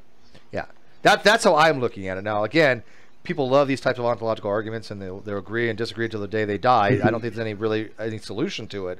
But if you want to know my position on it, that's where I stand at this moment. And I think most people generally do. Now, the fun part comes in. Just look at the fact of whether space is curved or not. It all depends on your scale of measure. Space cosmically is curved in one direction, and at local spaces around stars, it's actually kind of curved the opposite direction. And then overall, on the distances you could travel in a rocket ship, it's flat as a pancake. Yeah, I mean, we've actually measured local geometry, and local geometry is like what? It's like 0.00000096 or something. I mean, it's literally like 6 standard deviations they measured it for precision. So it's space ridiculous. Is simultaneously Euclidean and non-Euclidean. It depends on your measuring stick. Yeah, I agree. I absolutely agree. Yeah, but isn't that the way a lot of things? It's all what you want to use as a reference point to compare it to. Exactly. Yeah. And it's just like in some things. The fun part comes in when you start extending the limits of the mathematics. It always intrigues me, the fact that you can't have a root formula for a 5th degree polynomial or higher. And it's interesting. Apparently, that's impossible in principle. And so that's one of those. Even past third is already. Yeah, I know they were trying to they were trying to prove those things that you couldn't. Yeah, I believe even past third already gets quite tricky. There are some though. There are some they found. I believe. Did they find a blackboard? But at 5th beyond, there is no root formula. They did. They did find some of the 4th, I believe. We can get Landon in here. Yeah, it fills a black hole. Yeah, great big thing. It's ridiculous. But the point is, from 5th degree on up, it's my understanding, and if somebody's got a technical paper on it, they can that suggests not. But my understanding from my college math is that it has been in fact proven that there can be no root formula for a 5th degree or higher polynomial. I think you're probably right on that. Yeah, and that means you have to ask why. In other words, God can't write a root formula for a 6th degree polynomial. That there can exist no universe in which that can be done, independent of what physics it may have.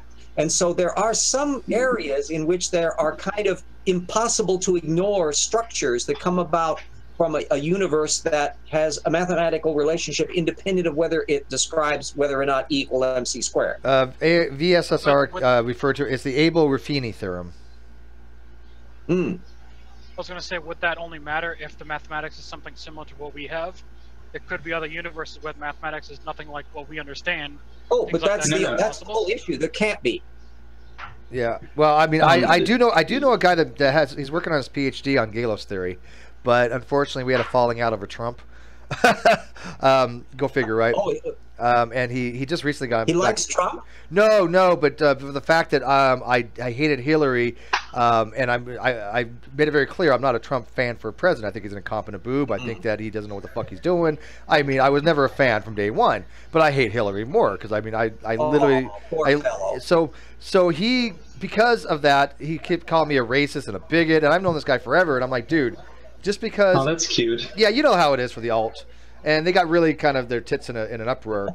He recently got back in touch with me and said, okay, maybe we both kind of, blew things out of proportion. But unfortunately, it kind of sucks because he is working on his PhD in Gaelic theory, and he would have been perfect for this kind of discussion, right? I do know a lot of smart people. Hogtie's not the only smart guy I know, and even then, he's kind of like, yeah. But no, I'm just kidding. Hogtie. See, I can say a lot of shit about Hogtie when he's AFK. This is a deep interior philosophical issue that was plaguing theory, mathematics from Platonic times down to the present.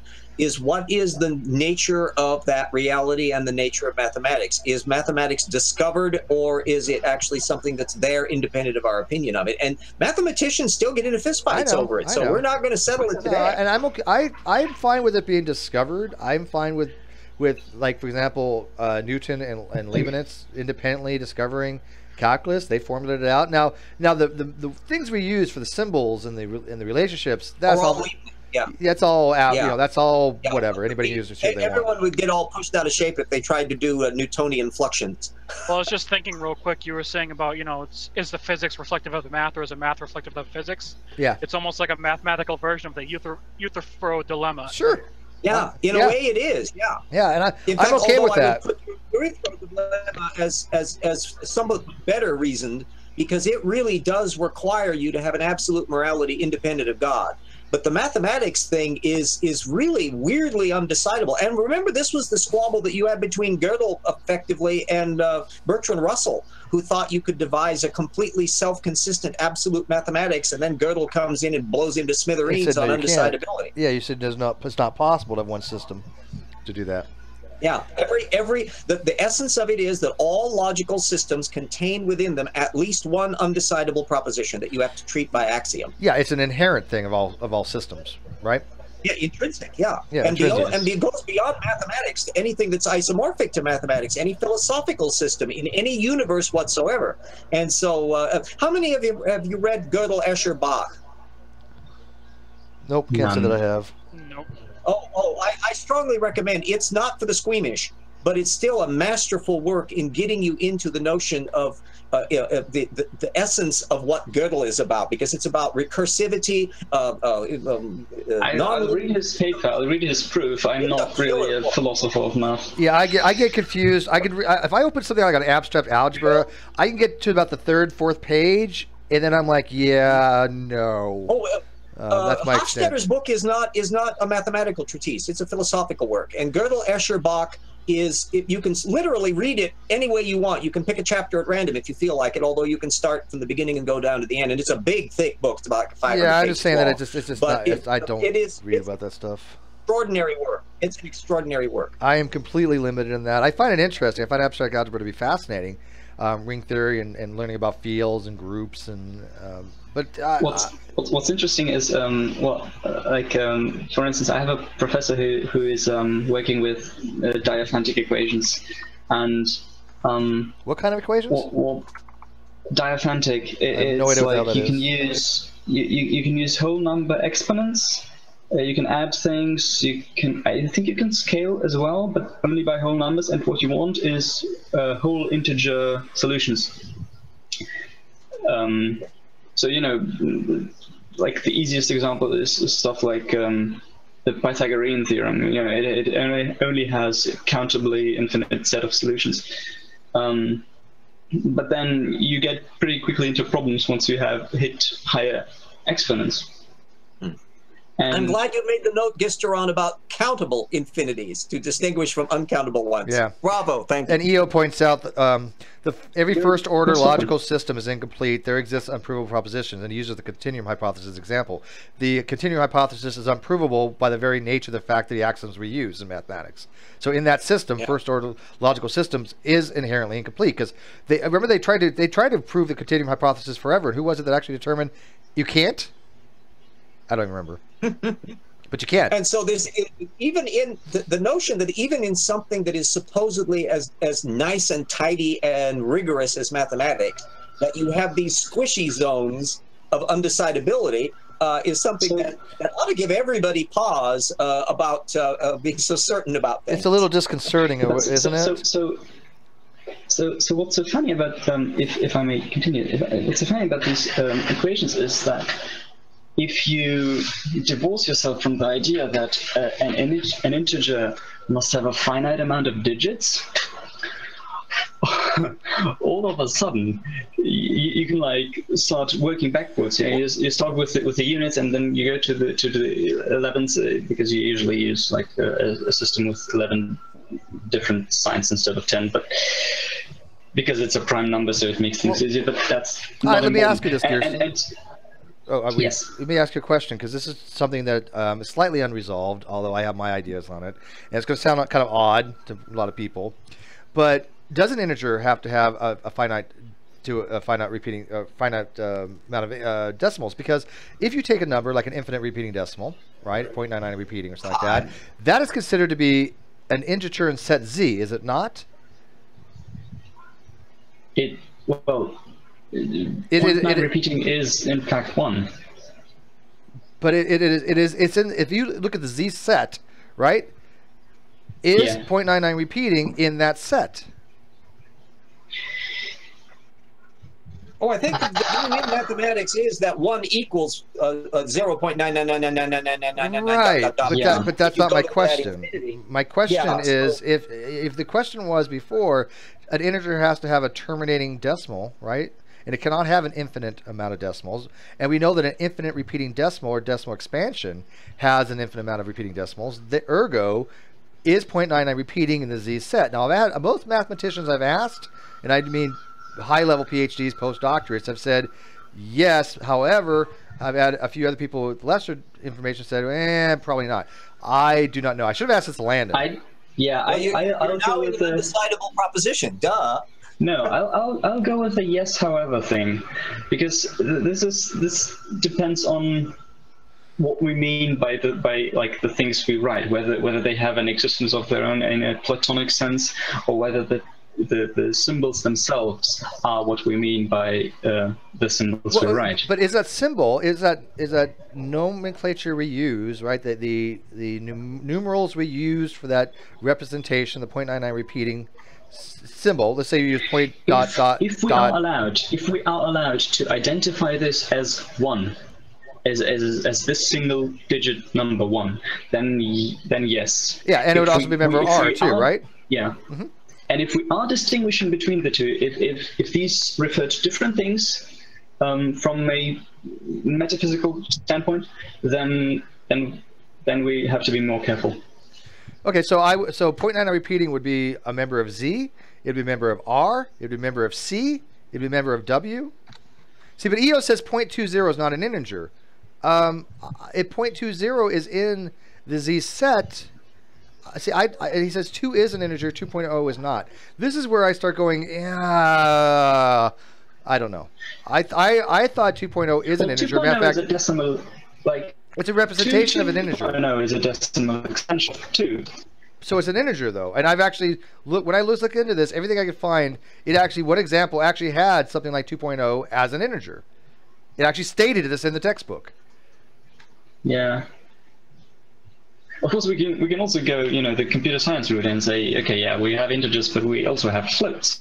Sure. So 2.0 would be a float, but it is equivalent in some sense or another to the integer 2. It's a floating point integer. Yeah, it's a floating point integer. Now, I got to admit, it maps to the same thing. Probably one of the dumbest things we've ever talked about in here. I get it. People are like going, "Oh my god." Just stop it. I love it. I swear to God, we can talk about all kinds of shit talk. As soon as we talk about something interesting like this, because people don't hear me talk about this kind of stuff often, they're like, oh, they just tune out. But we actually have people still watching. I'm actually surprised. Usually you mention math. Does this not demonstrate that I'm listening and I'm trying to understand. I'm just like, help.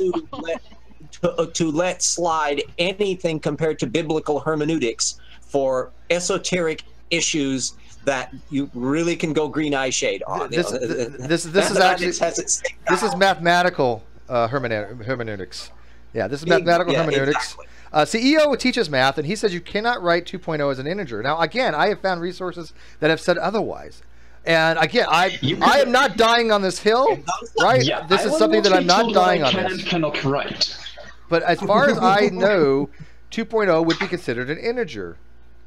Yeah, I will not be told what I can and cannot write if I define things correctly and sufficiently. If I make it clear what I mean by the things I write, then I can write whatever the fuck I want. Yeah, you know what? This is going to be talked about now for the next 5 years in the Great Debate. Is 0.99 repeating or 2.0 an integer? Watch this. This is going to be Rumpus is going to have a 10-hour presentation on this. Hogtie Champ is going to have. I might even get to start doing YouTube. Hogtie Champ is going to have 4,000 hangouts on this.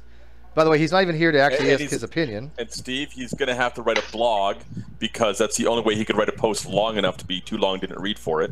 Yeah, well, actually, what I would love for Hogtie to do is write this huge, long, mathematical, brilliant thing, and at the very end say yes or no. That's just too long, didn't read, yes or no. Is it an integer? Again, I'm at the position right now. I maintain that 2.0 and 0.99 repeating are integers. They are in the member set of Z. They are real numbers. They are complex numbers. Again, if that is wrong, I'm okay with that. I'll be happy to change my position on that. That's what we do in the Great Debate, right? Nobody has every position right. Let's be honest with you guys. None of us do. Well, there is one person. Besides Ronnie. Besides Ronnie. G-Man is always correct about everything too. VSSR says, in a certain context, you can write Z as a subset of R as long as you clear what you mean by that. No, yeah, I agree with that. But R is a subset of C, right? So Z is a subset of R, and R is a subset of C. So all real numbers are still complex numbers, which confuses a lot of people. Because all the real number is just the real part of the complex conjugate. Picture of life. Yeah, but I mean, it does confuse people. People like, I've actually had an engineer argue, oh, real numbers are not complex numbers. Well, the hell they're not. You have a complex number, you have a real component, then you have the imaginary component. If the imaginary component is 0, right, for like A plus BI, and BI is 0 because the imaginary number is 0, A is your real number. Real numbers have to be a subset of C. Now, again, math was my thing 25 years ago that I had to take, so I could completely be hosed on it, but I believe I'm right. Nested hierarchy. Nested hierarchy. Okay, good. Problem for people. It's the same ones that worry. Well, we're not a mammal. Oh God, I know. We're not mammals. I had somebody argue we were eukaryotic. I'm like, are you freaking kidding me? No, I'm not lying, James. I am a metazoan. Yeah, I'm a protozoan. I'm a protista. Explain to me how we're not eukaryotes. I would love to have that discussion with somebody. Yeah. I think some eukaryotes have brains. If you track down and could pin them down on what sources they were driving on, you will probably discover that they have not been reading too much in the biology field. Prokaryotes typically don't have brains, right? Yeah, you can't. Especially the ones in Congress. Yeah, you're prokaryotic. You're not going to have a brain, obviously. I mean, oh, what is this? True Empiricism uploaded a video. Wait. The True Empiricism uploaded. RE, the atheist voice, give me a break. Informed theist dominates with facts, bud. Yeah. Oh, okay. Can I, real quick, before I go take this off air, because I do got to be done with this. Few of you wanted me to remind you that Ronnie did have a video out this morning about HANA and Redline. It made no fucking sense. So if anybody actually watches this and explain to me what the hell this video was supposed to be, yes, I think he was trying to do a take on peer reviews type of style, but he failed miserably. Trust me, Pew, you don't have to worry about Ronnie, because everybody who I've talked to so far have watched that said, what the hell? So yeah, I was confused as hell by that too. I'm like, wasn't it? It was bizarre. What the hell did that have to do with anything? Was that like his video of him being persecuted? Either that or maybe him trying to say about how he beat Reds in a debate. And he has to have Hana come and defend him.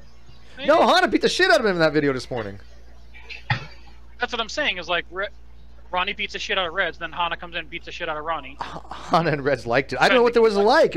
Well, of course they liked it. They both got to beat the shit, or she got to beat the shit out of True. But I don't understand True's purpose of putting it. That's something that I would expect. If Pew would have put that video on his channel, it would have made more sense, right? It wasn't that the video was bad. It just, what the hell did it have to do with Ronnie's position? It would have been better on Pew's channel, right? It didn't make Ronnie look very good. Does that make sense? Does any of his videos do that? No, good point. Good point. Very well taken. But anyways, we'll be looking into this whole 0.99 repeating and 2.0 are integers or not. I'm going to look at this. I'm going to ask Landon. I have some other number theorists that I might be able to. But so far, everybody I've asked, I'm pretty sure that the vast majority has said that they're a member of Z, with Z meaning the integers, the set of all integers. But let's look into this and we'll find out. I think it's a yes, however type of thing. Yes, however. Yeah, that might be. Right. I don't mind caveats on things. So I wish Hogtie was listening to this shit. Of how you use it, and if you use it usefully, it's a convention that is convenient. Yeah, I agree. Yeah. So anyways, guys, we're going to take this off air. I got some stuff to do before the debate. Make sure you watch the debate. It's at 5:30. You can watch it on my channel live. You can watch it on Ken Hovind's official channel live. I don't know why you would, but maybe for his live feed. But definitely watch it on mine, and then make sure that the after show you participate in, come join us. Anybody can join. You don't have to be a member of the Great Debate community. Sure. Where do I find a way to get into the after show? I don't want to miss that little puppy. You just message me.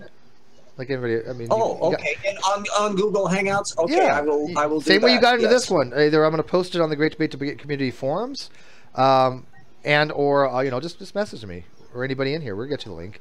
I'll probably send it out to you and a bunch of other people prior. I want to start at about 8. That gives me plenty of time from the time of the debate ending, depending on how long it lasts. Right? It should last about an hour. Should be 2 hours, maybe 90 minutes. I'll go 90 minutes. Okay.